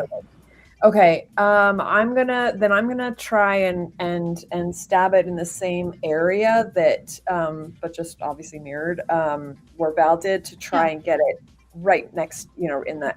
And like kind of get the hilt wedged in rather than just the blade. Yeah. So go ahead. Yeah, go ahead and give me a strength check as you do this. 11? That is just enough. You are able to and like use a little bit of extra elbow grease to use your other hand to just pound it, and it feels really nice and wedged there. And it's wedged. Your dagger is significantly wedged, and actually. Yeah, I'm going to say Val at this point. Not that Alara was so strong that she caused the building to shake, but your dagger was not significantly wedged, and so by this point, just gravity has done its job, and it is slipping, and it falls out. Okay. All right, I'm gonna pick it up and try again. All Try it right. again. Go ahead and give me another strength check. Please be better. 17. This time you're more sure-footed now that you've seen Alara do it. You're remembering that lesson way more from Dahlia, and you jam it in without needing to even do an extra bit of elbow grease. It just goes in. But I do want both of you now to indicate that you each are down a dagger. Yeah. How many daggers do I have? Okay. How do We also still have those javelins. Ooh, okay. So I'm gonna turn back around and be like, Oh, cool. I have, toss me javelin! I only Which have- feels bad, but also like yeah, I was like, I only have 3 daggers, so I just got rid of one essentially. So then that means I'll only have 2. Alara, do you have a javelin on you? Because I have a javelin on me. I do not. I think we put them all in the bag of holding, right? Okay. I have 1 javelin. You Apparently. do. Okay. Well, let me see what else I have then. I've got 2 Also, javelins. Alara, you don't have your bag. You dropped it on the shore to make. Oh no, I dropped it at the place before I went to shore. Oh, okay. So somebody Yeah. else has. What I do have in my pack though, I don't know if this would work, but I have an unbreakable arrow. Oh, okay. Which I would be sacrificing, Oh, but that's interesting. I have not used it. Where the heck did you get Well, that? I got that at the beginning. From the I don't think that I marketplace, bought. I paid a lot of gold for it. It was like at one of those things. So yeah, I've had it in my pack, and I used it once when we were in the raptor thing, and then it was kind of useless because, yay, it didn't break, but like I still had to get it back. But this would be a good sacrifice, I think. I agree. Okay. Okay, so we're gonna step into where. Actually, I mean, do we feel you- confident you with said this? it. I mean, do we feel confident that this, like, we're like, yeah, we're good. Do we Yeah. feel confident in that? I do. I feel Okay. confident. Do you want me to go first? No, Okay, I can we're do gonna it. go together. We're gonna walk together. For you, Val, I will go first. I will go through fire for you. I was like, Okay. calm down, kiddo. Wait, sorry. One more time. Who's going first? Well, Val. I say I go first, but Val's saying we go at the same time. Same Can we time. walk side by side, or Yes, you no? can. And we're gonna like together. like get quickly past Yeah. the 2 niches to the center niche, or like to the center between those 2 niches, like Right right there. Yeah. Okay, And Go ahead. I need both of you. As soon as you do that, the 2 that you guys just jammed both shudder, but those blades don't move. But the other 2 blades do, and they actually come at you in kind of a diagonal kind of sense. And so, like this blade kind of is swinging this way, and this blade kind of swings that way. So I need both of you to roll dexterity saving throws. okay. 16. 9. 9. Oh, I hate it here. Okay. Okay, so you guys disabled 2 of them. I thought we were moving to disable the other 2, but I guess it doesn't matter because they go diagonally. Yeah. Well, our mistake. Okay, so Alara, you take 12 slashing damage, and Val, you take 6. Okay. Great. And we are now, because of this, we're going to be going like in initiative round order, just like time slowing down is what I'm saying.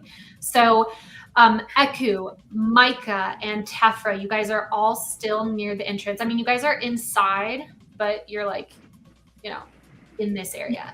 And you watch as your 2 compatriots successfully jam 2 of the traps, but then as they go to jam the other 2, do take some damage as the traps swing and swing back and re-enter the recesses of their wall.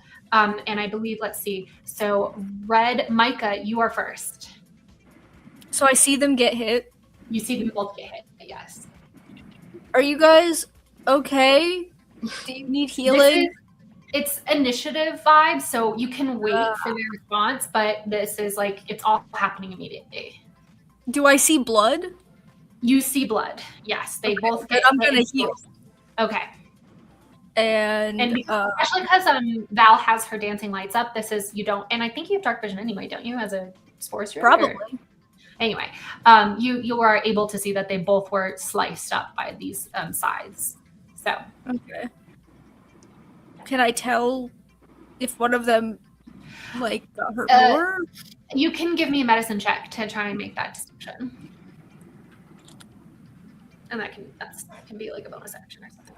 15. Well, my healing is a bonus action, so. Oh, okay, fine. Then it's a free action. Do you want me to go first? Danger. Yes. I'm just gonna leave this up, Susan. Danger. Danger.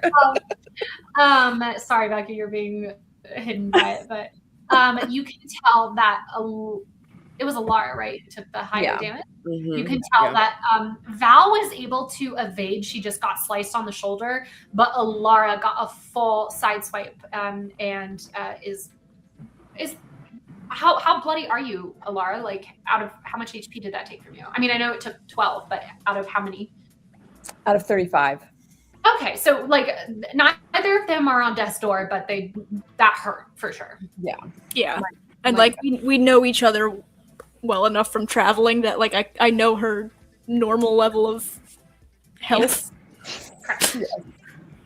Yes. So I will cast, what is this one called? The bonus action's Healing Word on Alara.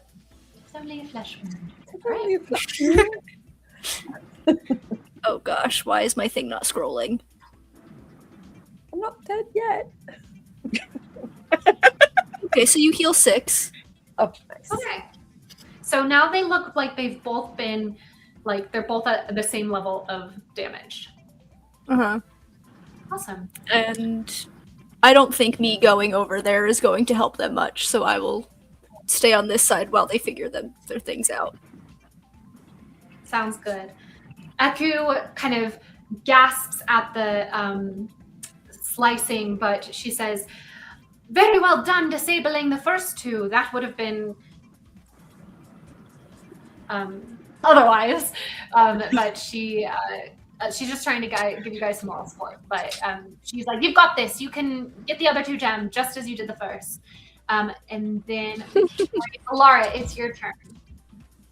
Okay, so I'm assuming, did they already toss me the unbreakable arrow? We don't know yet.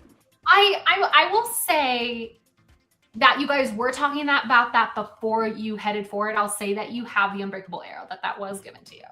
Oh, okay. So I'm gonna do the same thing I did with the dagger and try to jam it in the same place on the sword nearest me. Okay, go ahead and give me a strength check. Okay, I'm going to use my inspiration to roll again. I didn't see the roll. What was it? It didn't show up. A on 1. mine. Oh, It was a 1. Oh. So using my inspiration, Yeah. okay, Mhm. and rolling again. Okay, sounds good. I don't know why that didn't show up. 17. 17. Again, just as easily as last time with that dagger, you were able to slide into, actually even easier this time. You're able to slide that unbreakable arrow in a jab between where that like thin recess of where the scythe is and where that stone wall that holds it is. And it does not move. That arrow does not move. Okay. All right. Is there anything else you would like to do, Alara? I think that's the only thing I can do, right? Or is that the last of the swords? Yeah, I think that at that point There's one. Well, we there's can't one, move, right? Because if we move, it'll trigger the sword The near other one. Val. You are. It is like, this is you're in it. Yeah. Like you Yeah. do. So I'm just gonna. That's it. That's all I'm gonna do. Okay. Is just jam my side. Tefra, it is your turn. Is there anything you would like to do? Yeah, I'll try to use my movement, I guess, to sidle along Oh, the side great. that Val is on.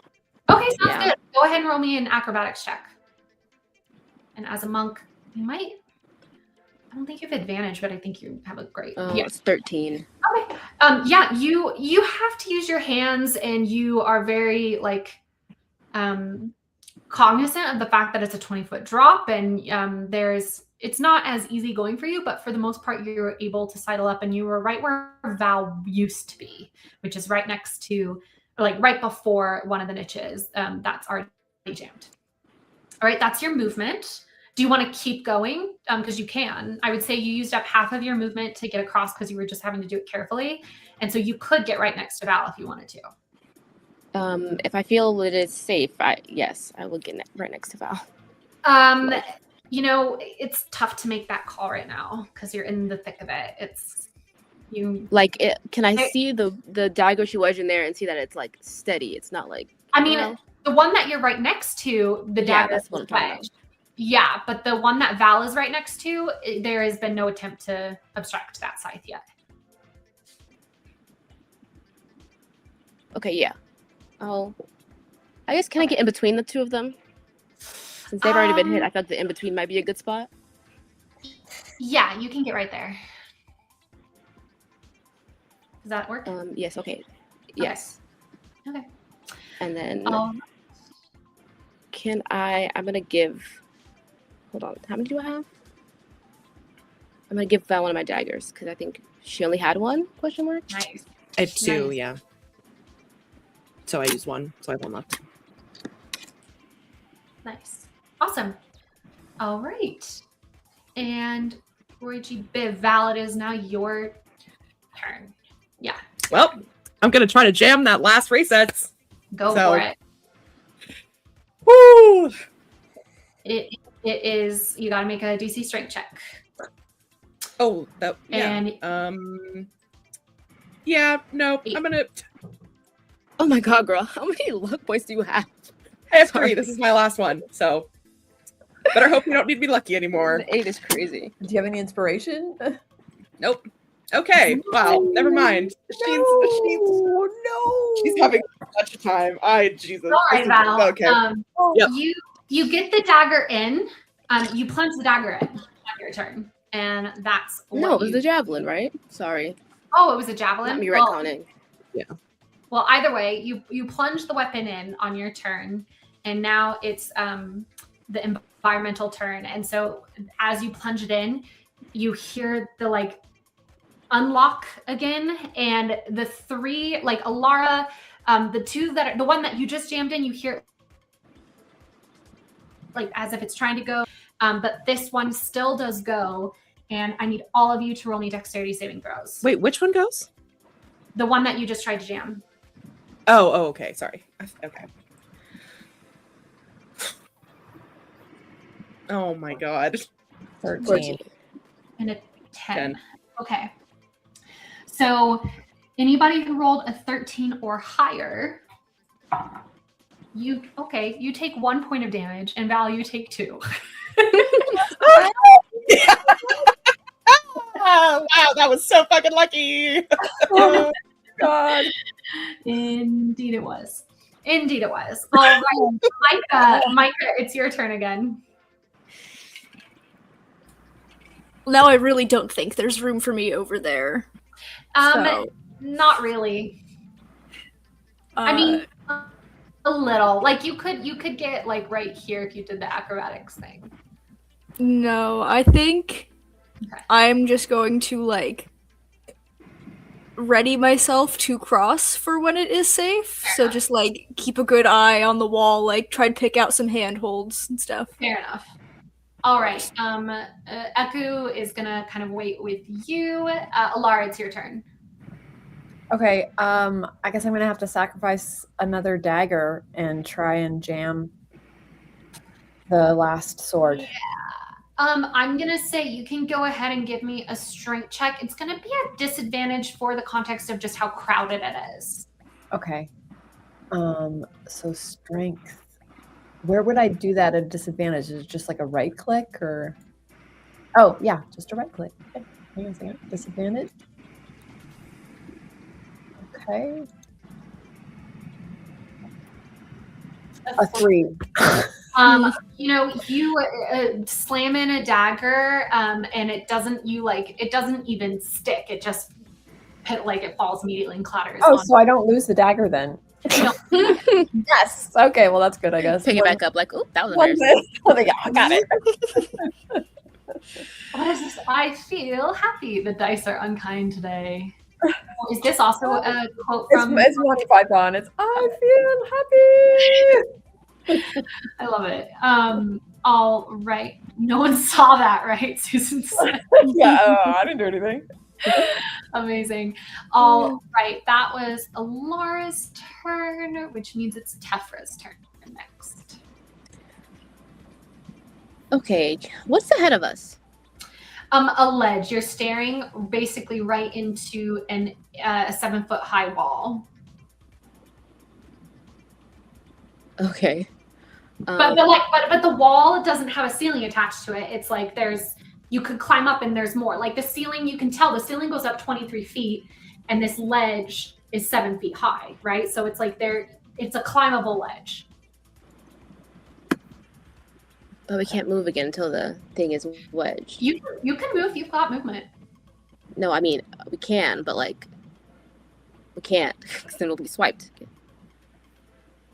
You are in initiative, and from what's happening, this thing is going every 6 seconds, you know?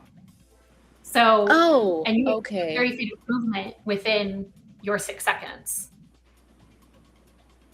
Okay. Yeah, can I try to get up the wall? Or, like, yeah, it's gonna use up. It'll use up. Hold on. I just want to see how much. Yeah, it'll use up half of your movement to get up that wall. Just so you know. Okay, I'm gonna try to get up the wall. Oh, right. So you're cautiously. Sorry, cautiously. Yeah, cautiously, checking for shit. You need to make a strength check. Where's the? Oh wait, no, I'm sorry. That's only for a specific situation. I'm so sorry. Give me a second. Okay. Okay, sorry. No check is needed to climb. Okay. Okay, no check is needed. Sorry. You can just climb up. And you get here, and you are like right at the tip of it. So there is another wall ahead of you. This one is about.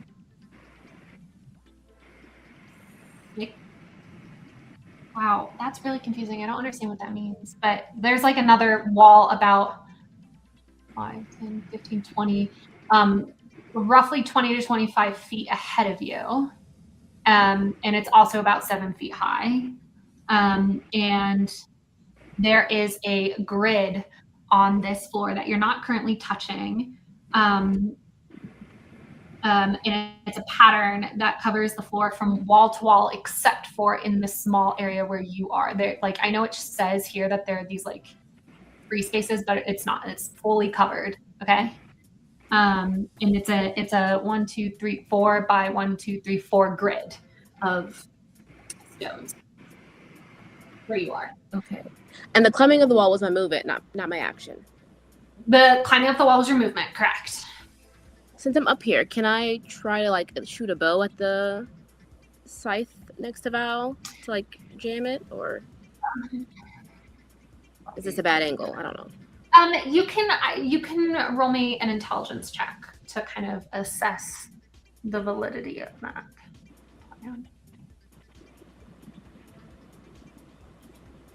You think it's worth a shot, literally. Well. Okay, worth a shot. I'm gonna shoot. Right. So go ahead and roll me an attack with your bow. Okay. That was a 10. Unfortunately, you aren't able to get it exactly into that little niche. It just kind of hits the wall, and the arrow buries itself into a small crevice within the stone wall, but doesn't hit the niche. Okay, darn it. All right. Val. Oh, nope. Is there something else you want to do? Yes, I wanted to blade ward myself. Love it. Another round of More blade spices warded. coming through. Nice. You're blade warded. Okay. Val, it's your turn. You're muted. I'm once again gonna take this javelin and try again. Give me another strength check. 15? There you go. You're able to ram it in.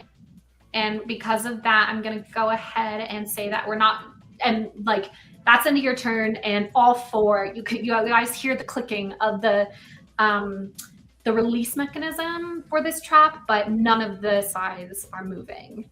They are, all four of them are jammed at this point. Okay. It's safe now. I think. Well, safe as it can be. Eku is going to cross. Micah, are you going to cross as well? Mm-hmm. Go ahead and roll me an acrobatics check. Oh no, does Echo fall in? No! And hit her head on the boat? Can I give Eku my heroic inspiration? You can, because she rolled a 1. So Oh my god! No! This It's not our bitch. guide!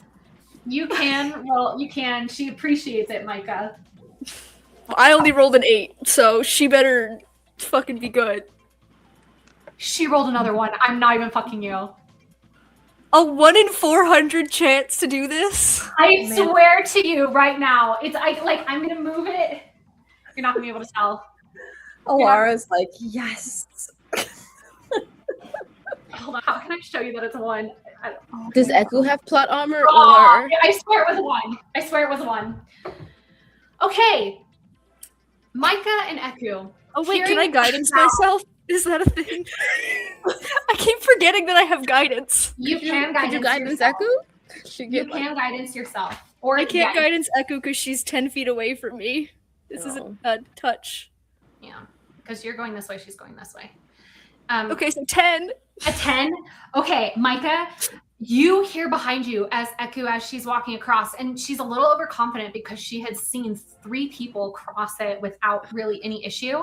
And you hear her gasp and and she falls. And you turn around distracted by that sound, and you also start to fall. But you, with that little extra bit of magic within you, are able to gather yourself and hold onto the ledge. But Eku falls, and she's going to take falling damage, which I believe it's 1d8 for every 10 feet. Or is it 1d6? I think. Is it 1d10? Falling damage, D and D. Sorry, I gotta look it up. Falling damage, 5e. 1d6. Okay, so she's gonna take 2d6 damage. Woo! Okay. Eku falls and with a actually, hold on. she lands on top of the book. The That's what rowboat. I'm saying. Like, it's a boat. Like, it was just nice mud before, and now we're made it. She kind of cries out, Micah, as she lands. You hear the crunching of bones, splat damage, 18 times the arm. And you kind of hear her groan, and she places a hand on herself, and there's a kind of glow of magic, and she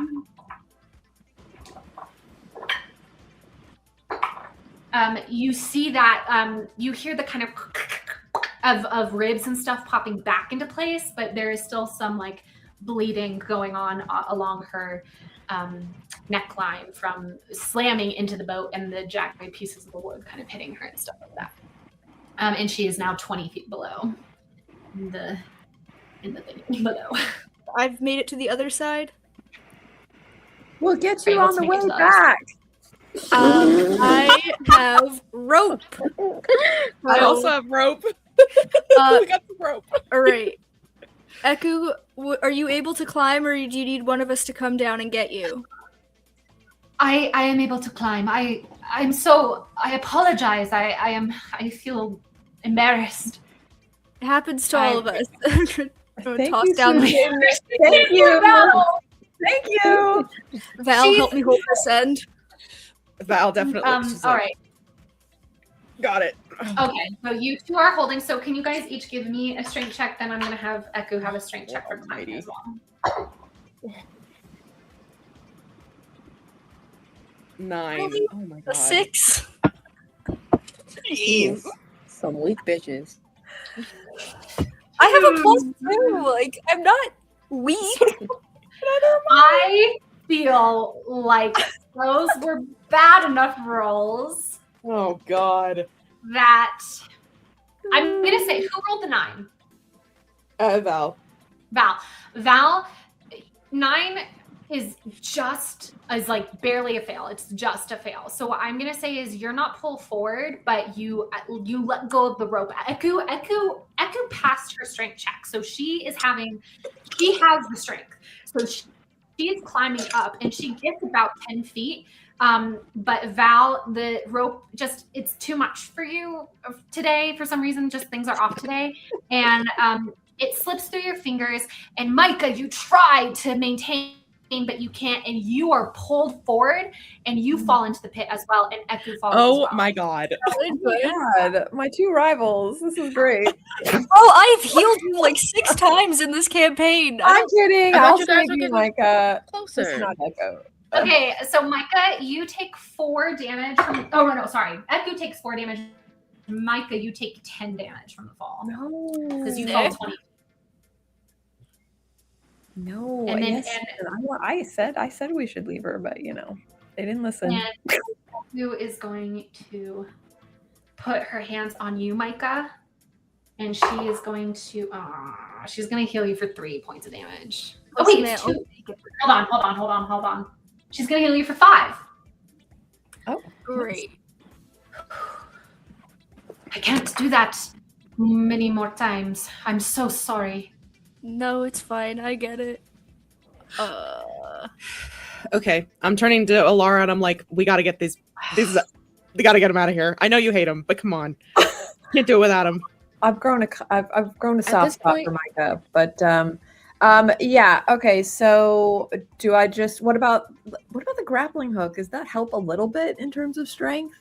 Like, is there a place we can secure it so that we can hold onto the rope, but then also they can climb up themselves? Yeah, I'll say that if you're using a grappling hook rather than just people holding onto a rope, it will lower the DC for the climb. And and also the only people who will be having to make a DC check are the people climbing, and not the people holding. So go ahead but I will say though, you're going to need to succeed an investigation check for a good place to secure the grappling hook with Okay. the tied to it. Okay, So so go I'll ahead. try. Is this Yeah. ledge I'm on not a good place? It's kind of like I don't know how much rope you have, but it could be, but it just, yeah. I mean, she'll need to make the check, because you got to get it in a groove and you got to get it set up. I got an 18. Yeah. So let's say that you are able to find a good hook near where Tefra is. And then because you're that far, it gives, I'm assuming you've got like 30, 40 feet of rope, right? Yeah. Across everything. Then it gives it enough length that there's good tension, but also still Micah and Eku are able to grab onto it. And Micah, would you like to go first, or would you like Eku to go first on the climb up? I will let Eku go first and Okay. try and give a little boost. A boost with guidance, or what do you mean? Yeah. Okay. You go ahead and roll that guidance dice. And she's gonna need it. +4. Yeah. Okay, so she seems unsteady, having fallen twice now. You can tell she's just a little bit rattled, and initially she doesn't seem very sure in herself as she climbs, but through your support, encouragement, and a little bit of magical guidance, she is able to make her way up onto that second area. And Micah, it is now your turn to go ahead and roll me a strength check as you climb. And I will also guidance myself. Fair enough. 14. Amazing. You are also able to get up, and now the four of you are in this place. The sides are still clicking, but they have been holding for now. And Tefra, you've been waiting on this ledge kind of next to the grappling hook where the rope is tied. All right, should we climb up and see what we got up there? Probably another trap. Tefra, Yeah. I am going to say, Tefra, just by standing there and you're right there, you can let the party know that there's really only space for one other person when you're up here. Like, it's a Okay, very... guys, there's really only space for one other person. What's the trap up there? What's the vibes up there? Can you describe it to us since we can't see down here? I forgot. Yeah, so Tefra, you can tell them that other than a very thin sliver of just pure stone where you're standing, from wall to wall on this ledge, there is a 4x4 stone grid. And that butts up against another 7-foot ledge. And Tefra, why don't you go ahead and give me a perception check at this point? Okay, wonderful. 30-20. Nice. You look up, and I'm assuming, Val, your dancing lights have gone by this point, correct? How long has it been? How long do dancing lights last? It's been probably 10 minutes or more. Yes, it's a minute, but I also can cast it at will. Yeah. So as long as you tell me that they're still up, we can just keep. I just need to know if recast them. She Okay. sends some more up into sounds good. it's to Tefra. So we'll just acknowledge that while you guys are in this darkened tunnel, you are consistently casting dancing lights. How about that? Yeah. Okay, so Tefra, you can see past that ledge. On the wall past that ledge, there is a it's like almost like an initial terrace, and there is another wall and a door within that wall. So okay, let me explain to you what I'm trying to say here. Okay, so you guys are all, except for Tefra, down here. Tefra, you're standing right here. This is the ledge that you're looking at, okay? Mm-hmm. And this is the terrace that you're seeing, this like block right here. And then there is a door. And on that door, Tefra, from where you're standing, you can see a similar grid pattern. It's a 4, you assume it's a 4x4, but you can just see 3 rows of 4 columns. The ledge is blocking that last row. You assume. You're not totally sure though, but that's what you're seeing. The ledge is kind of obstructing your full view of the door from where you're standing. Okay. And nothing on the side of the walls, the ceiling. Roll me. Be concerned about perception. Rude. 16. You do not on the wall, not even cobwebs in here. Okay. I just want to jump. Can I try to jump to the next ledge?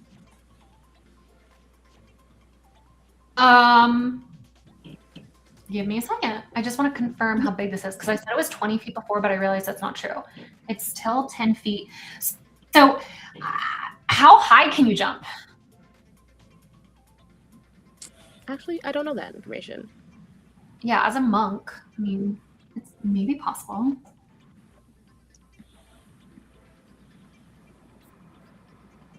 Okay, hold on. Oh, I didn't mean to press that.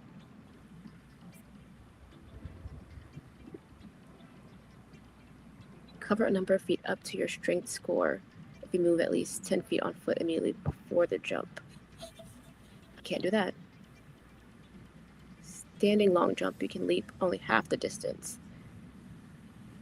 Okay, so half of 15, 7 feet. Yeah, so the thing itself is 7 feet high. So to both clear this 10-foot room and also, like, I'm trying to do the Pythagorean theorem here, right? Where it's like 10 and 7 and solve for x. Like, it's going to be the longest. That hypotenuse is definitely more than 7 feet. So you are not going to be able to make that jump. But you're intelligent enough to. The rudest I've ever heard. Oh, sorry. No, I'm not. Well, I mean, you're welcome to try then. If you think Tefra believes she can make it, go ahead and roll me an acrobatics check. Yeah, I think she thinks she'll be able to make it. Hold All on. right. Go ahead and roll me an acrobatics check.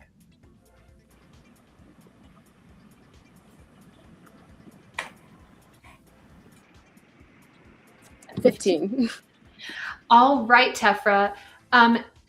So 7 feet is how far you can go? All Yeah, 7.5.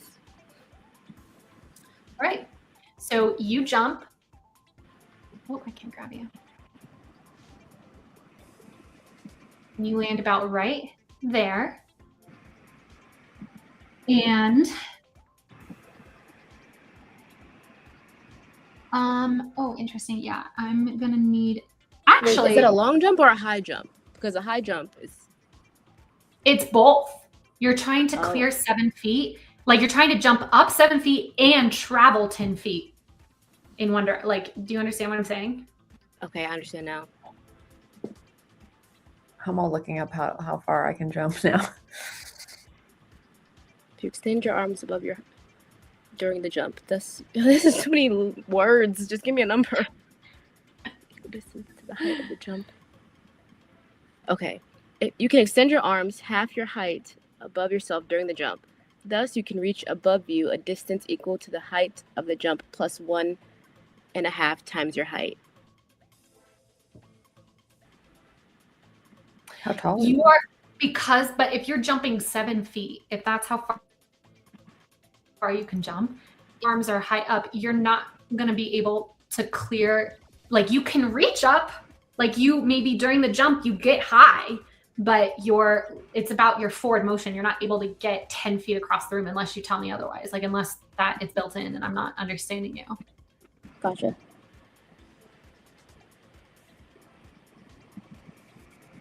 No. Okay. So you do this jump.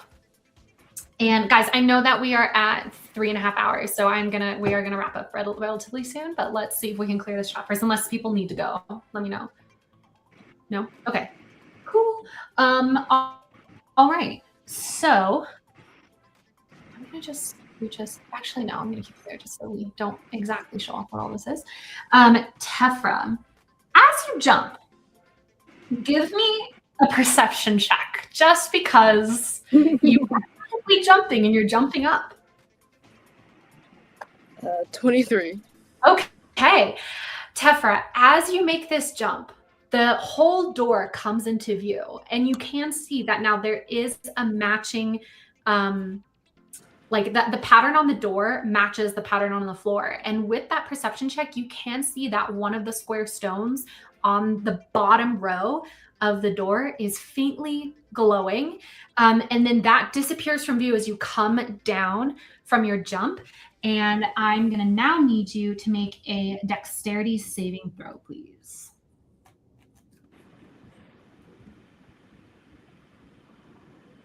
$16. 16. Okay, and now I am going to want you. Roll me 1d4.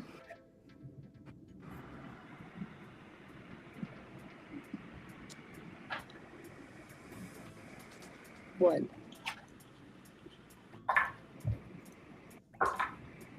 Okay, you come down, land, and you hear a click, and boosh! Walls of flame jet out from. Wait, where did these come from?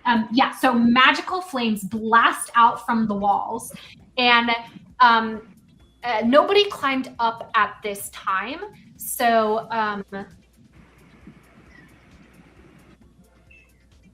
I need Tefra, you made that dexterity saving throw already, so you take. Oh my god. Okay, sorry. Give me a second. I gotta roll. Ooh. Wait, that's a 9. No, 12. You take. So you saved. So you take 12 points of fire damage. Okay, that's not that bad. I'm okay. I'm alive. Okay. Does anybody else want to do anything right now? We don't need to enter into the initiative round unless people want to. I mean, like, we're pausing for the second, but anybody else want to do something? Does anybody else want to climb up? Crispy but alive, Susan says. I mean, Val's probably gonna like yell up, "Are you okay? What's going on?" Got it. After hearing the fire. Yeah, no, totally fine. It's a little hot down here.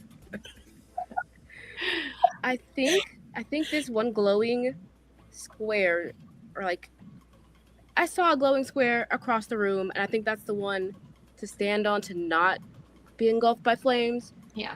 All right. I'm gonna say time is up. Tefra, it's your turn to go before potentially the trap is activated again. Okay. Can I get to the square that correlates to the one I saw on the door? It is behind you. So like it's gonna be roll a 1. It's gonna be this. Can you see my cursor? Mm-hmm. Is it hovering over here right now? Uh-huh. Okay, it's gonna be this square, so it's gonna be about 5 feet behind you. So yes, you can get there. Yep. Okay. So you go right there. Yeah. All right. Now you're there, and you wait for a second, and the fire does not blast again. You hear another like click, and it's like a little less creepy this time. It's a less creepy click. I will say though, because you have now moved forward, when you look at that door, one step forward now, 2 rows have been obstructed from view. So now you can just see the top 2 rows of the pattern on the door. Okay. And like on the pattern on the door, the only one that was glowing was the one that I'm currently standing on, like correlating to the floor right now. There was no other Correct. glowy spot or any spot that had any other kind of symbol or indicator. Or anything. Not that you saw. Okay. Well, fuck. I think I just gotta stand here. What if you jump? Can you, like, if you jump straight up, will you be high enough to see the door? If I jump, I fear I might mistime it and I might get flamed again.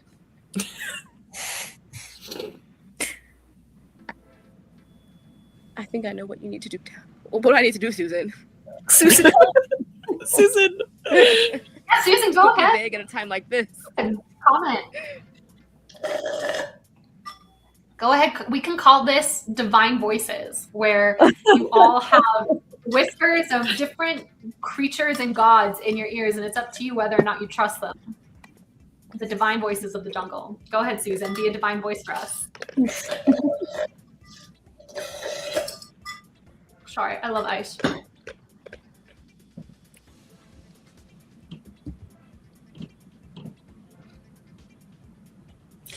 So yeah, I just gotta stay here.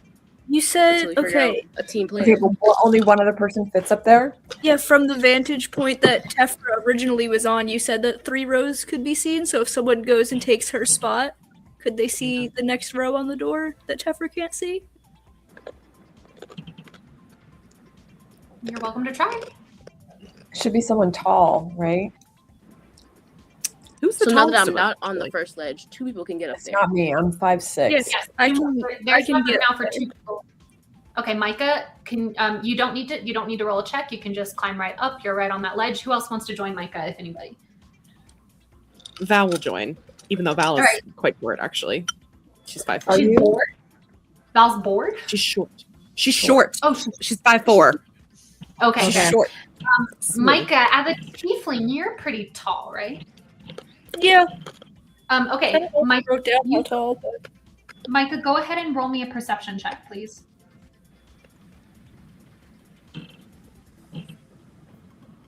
14. Wait, I can guidance myself. I have to remember that I can do this literally every time. One day I'll know everything I can do. I know. I always forget too. Whatever I said plus 3. 17 total? Okay. Oh, fuck Okay. me. Sorry. Sorry. I was like, I feel like I could have used something. I could have used Step of the Wind, and my jump is doubled. Sorry. Oh, fair enough. You're Stressful okay. situation. It takes some learning. Micah, from where you are, you can see that so you can see 3 rows, not the most bottom row of the door, but you can see that on the 3rd row, here, let me draw it. There is a faint glow on. Oh, that's way too big. Can we zoom some more? Sorry. Yeah. Let me zoom. Sorry, you guys are just really big comparatively. Yeah. Let me just show you right there. So you see that this bad boy is glowing. Okay. Tefra, here, let me draw another marker. You can't, well, no, I won't draw that marker. Ah, sorry. Tefra is right there. I can't make you smaller. I don't know why. Can you draw a marker on the one that I'm standing on? Yeah, I'll just so I draw. can see it. Yeah, just so you can see, sure. You are standing on this one. Okay. I thought she was in the first Oh, row. no, I'm so sorry. I'm sorry. Yep, you guys are right. I'm sorry. I got confused. Yep. The one you're standing on actually already has a mark on it, but I'll mark it in white. So we just have a better perception of it. Wait, now I'm forgetting. You rolled a 1 when you rolled that 1d4, right? Yeah, I rolled a 2. That's why you landed wrong. Oh, wait.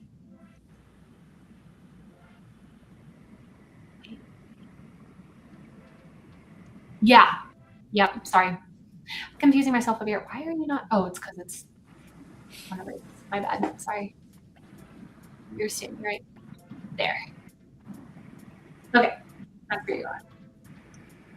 Okay, Tefra, if we're trusting the glowing door, you can step forward. Okay. I'm gonna choose to trust you and step forward. Okay. Tefra, you step forward. So now you're standing right here. And you pause and wait, and nothing happens. And Micah, you can roll me another perception check.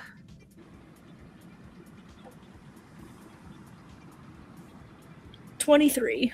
Yeah, that's 20. rude, Susan. That's rude. Is that what you said? Yeah. Not her, but the only one at a time is rude. That's fair. Micah, you see a new glow appear right here. All right. One more square, Tefra. Keep going forward. Okay. I figure once you get to the other side and up that ledge, you can just see the door yourself and tell us where to go. Micah, roll me another perception check. 25. Nice. Hell yeah. Hell yeah. The final glow is right here. Okay, this time you're the square forward and to the right, like on a diagonal. Heard. Tefra, you are able to make it across the puzzle floor. And do you climb up? Yes. All right. No check is needed to climb this.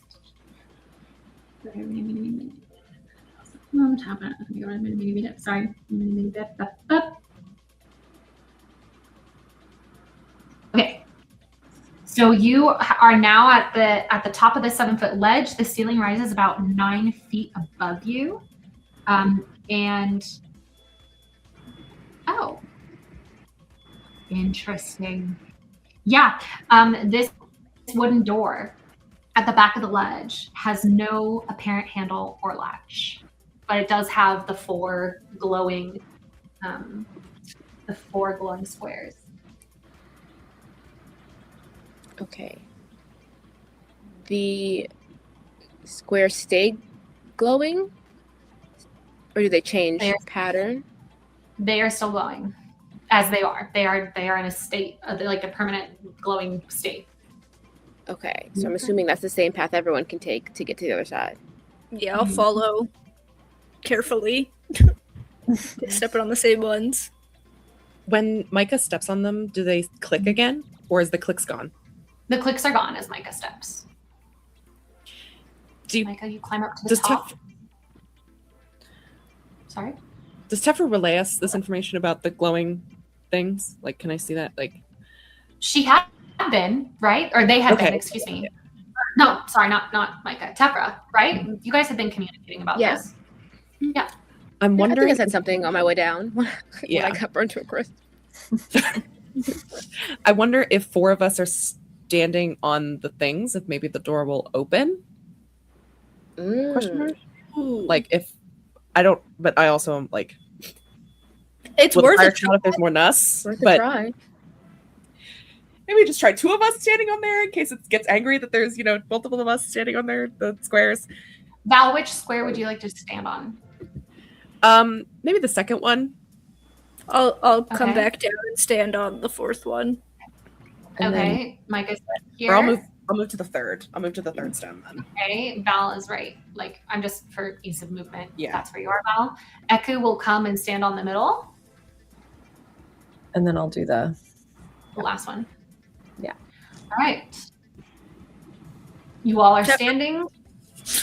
Tefra's watching. Yeah, the door's not doing anything. The door's not doing anything. Susan says, Can you press the stones that are glowing on the door? Yeah, let me hop down from this ledge real quick. No, like on the door. You're right next like to on it. the like. Oh, like I thought I was on a like, ledge. Sorry. You're on the ledge, but the door is on the ledge with you. Like this thing is a terrace. You're on this square block that has more room than this did before, and then there's a door right here on the terrace. Okay. I'm gonna press it. The first one. Right. In which order do you press the buttons? Or the squares? From bottom up. Does that make sense?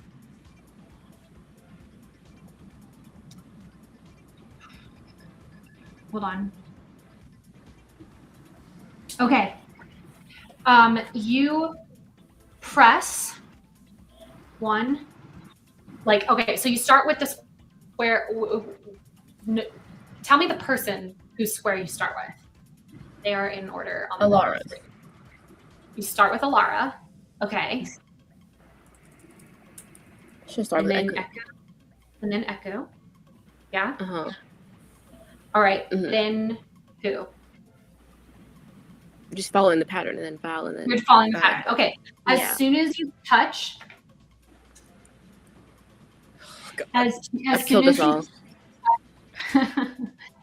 as soon as you touch the one that represents where Val is standing, I need you to make a Constitution saving throw.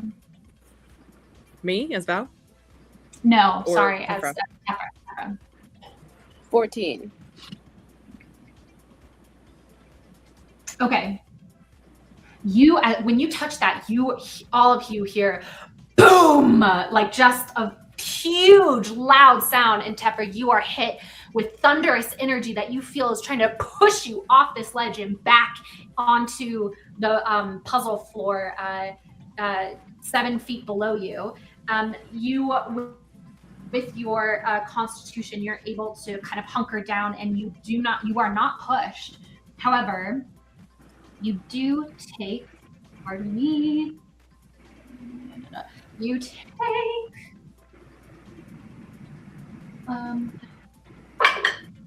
whoops, you take 6 thunder damage, but you are not pushed off the ledge. You maintain your position.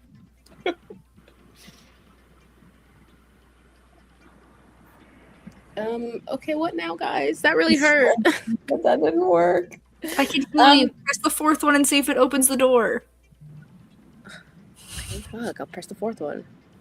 You press the fourth one. As soon as you press the fourth one, boom! I need you to make that Constitution saving throw. Oh God! We should have gotten off the trap. My bad. 19. Ooh. All right, you save again, not pushing of that force, but you do take. You take 3 thunder damage this time. You're a little more steeled and ready for it, so it doesn't hurt quite as badly. And they all burst. The end. The end. Joke's on you, Susan. I'm resistant to fire. Well, damn, you should have been down here to begin with. We didn't know there was going to be fire. And the door nothing doesn't open. happens when I press the fourth one. All of the buttons still are aglow. Okay, well, I'm done pressing things. Except Yeah.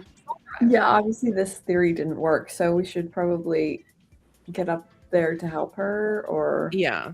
Is there enough room for all of us to stand on the ledge with her? There is. I know it doesn't look like it, but there is. So It's because we're giant. yeah, you're quite big actually. And maybe there's not enough room for Eku. I'll say that. All 4 of you are able to get up there, but Eku cannot fit.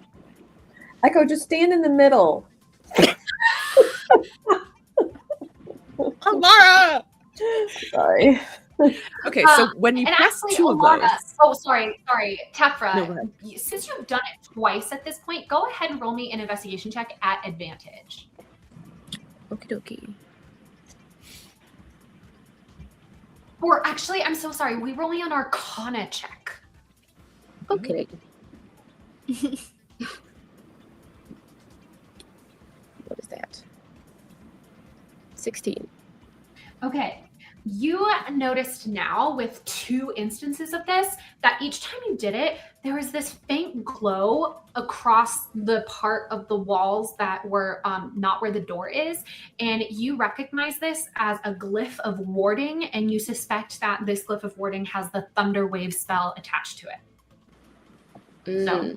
And that is the information that I relay. Sounds good. Okay, so you press 2 of those, and No, I no pressed all thunderous thing 4 of happens. them. No. But when you press the first one and the second one, and nothing happened, and then you press 3 and 4, and it did happen. So 3 and 4 are wrong, if this is like a puzzle. Okay, well, you go ahead and press 4 then 3. I'm done pressing things for now. Yeah. We need Link. Is there any way to? Does anyone have any spells to disarm glyphs? Disarm the warding spells? Does we have any way to getting rid of the spell so we can, try with abandon? I'm checking. I'm reading my spells. I have fog and beast bond. Eku, you got anything? I can only detect things. I can't undo them. As Micah says, I can sometimes detect, but I cannot undo. Does anyone have any thoughts about Thunderwave and how to, avoid it? Do we know anything? Yeah, do we have Val's like, I don't use magic. Yeah. I mean, I do have protection against evil and good, but I don't think it's evil. I think it's just under. During this break while we're thinking, I'm gonna, reach in my backpack and pull out some potions of healing if anyone needs them. Oh, absolutely. I'm real healing. You guys, hold on. Sorry, not to be a DM railroader, but if you guys want to save your resources, you could on this ledge. You've been here for a while now. Like, you're not feeling like any traps are being just set off just by your presence. You could take a short rest and use your hit dice to heal if you want to. I like that plan. Let's do that. Okay, should we do a short rest? I actually do have to go though. Oh no, I'm so sorry. Okay, so we'll say then, and that's totally fair because it's 4 hours. We've been 4 hours, so we'll say that this is where we're gonna pause for right now. at this puzzle door. So give yourself a round of applause for surviving another episode of the Tomb of Annihilation. Well done. Let me take us back into style notes, media assets. Excuse me. My God, there's a teleprompter option. Whoa, that's crazy. Let me take us back into the tavern. Oh my gosh, can you scroll? Hello? Well, I can't get us to a tavern, so we're going to be in Sharonall. Sorry. Can you scroll it? So it just won't let me scroll. I don't know why. Oh, hold on. You put us in the tavern? Yeah, there we are. Thanks. All right, everybody. So I am getting surgery on the 11th. Would people be able to play next Sunday? Totally fine if not. I just want to try and get in another session before. Yeah. If everyone can. Yeah, Maybe next Sunday. Okay. Yeah, I should be, but can let you know otherwise. Totally. Katie Ann, what's Possibly, I know yeah. it's the Super Bowl, but it's like Super Bowl. it's also my happened. father's birthday. Oh. Yeah. Well. So like we couldn't do like 4 hours like we did today. Right. I think I could maybe do like 3 hours. That right, we could, like, you know. We could try. Yeah, that's fine. And we can just, but yeah, for right now, let's everybody plan on next Sunday. But of course, you know, just let us know if you can't come, and the magic of Chult can whisk you away even in the middle of a. No, because I want to do the puzzles. Well, I love puzzles. Then you got to choose between D&D and your dad. Wow. Father Eyeballs would be very, very disappointed and sad to hear that. No. Wow, it's not even letting me click on her. Oh yeah, there we go. Oh yeah. Tefra is still crispy. Wow. Maybe my mouse is dying or something. Anyway, thank you so much, everybody, for coming today. And we will see you next time on Tomb of Annihilation as we try and finish the shrine at Camp Righteous. Thanks, everybody.